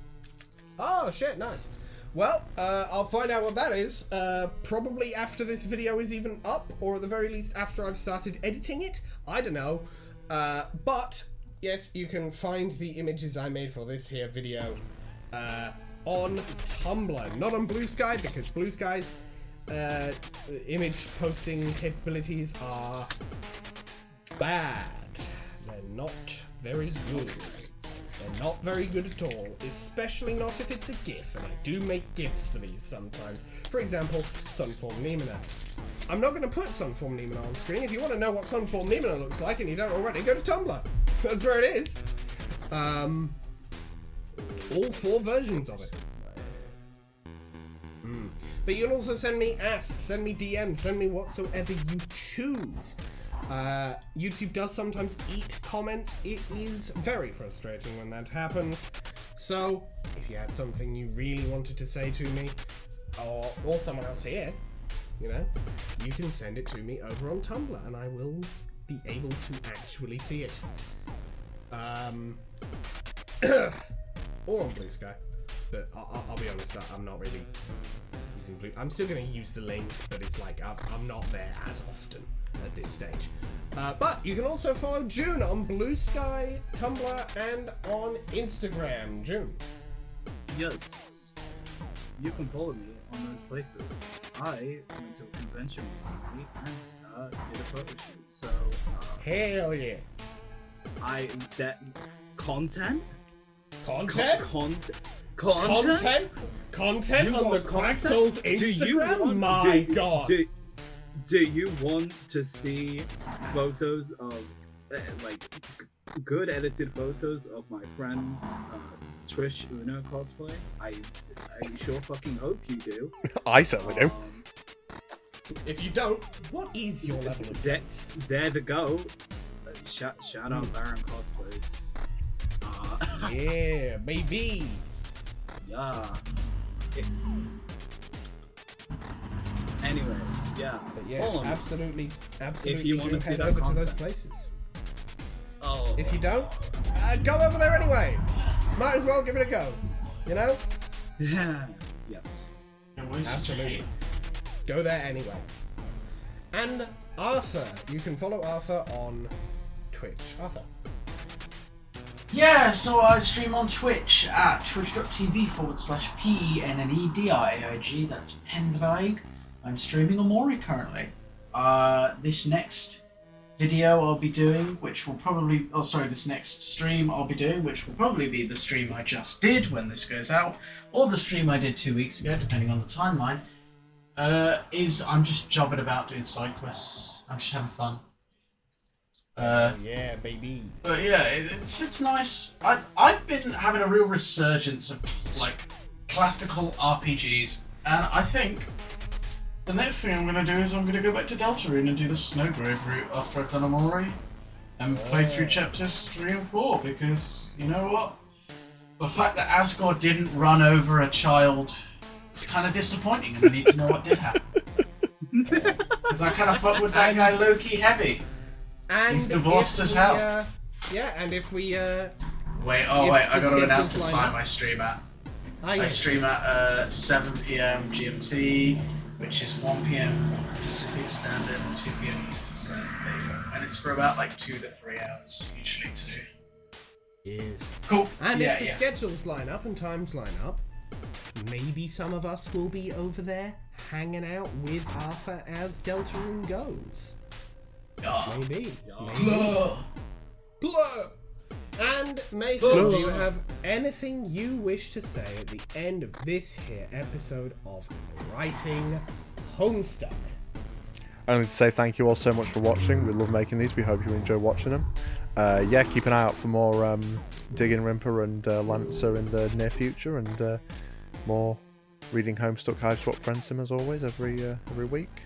Really enjoying that. Getting near the end of that now, which is quite a thing. But yeah, please stick around. Indeed. And we shall see you in the next video. Later. Bye-bye. Bye.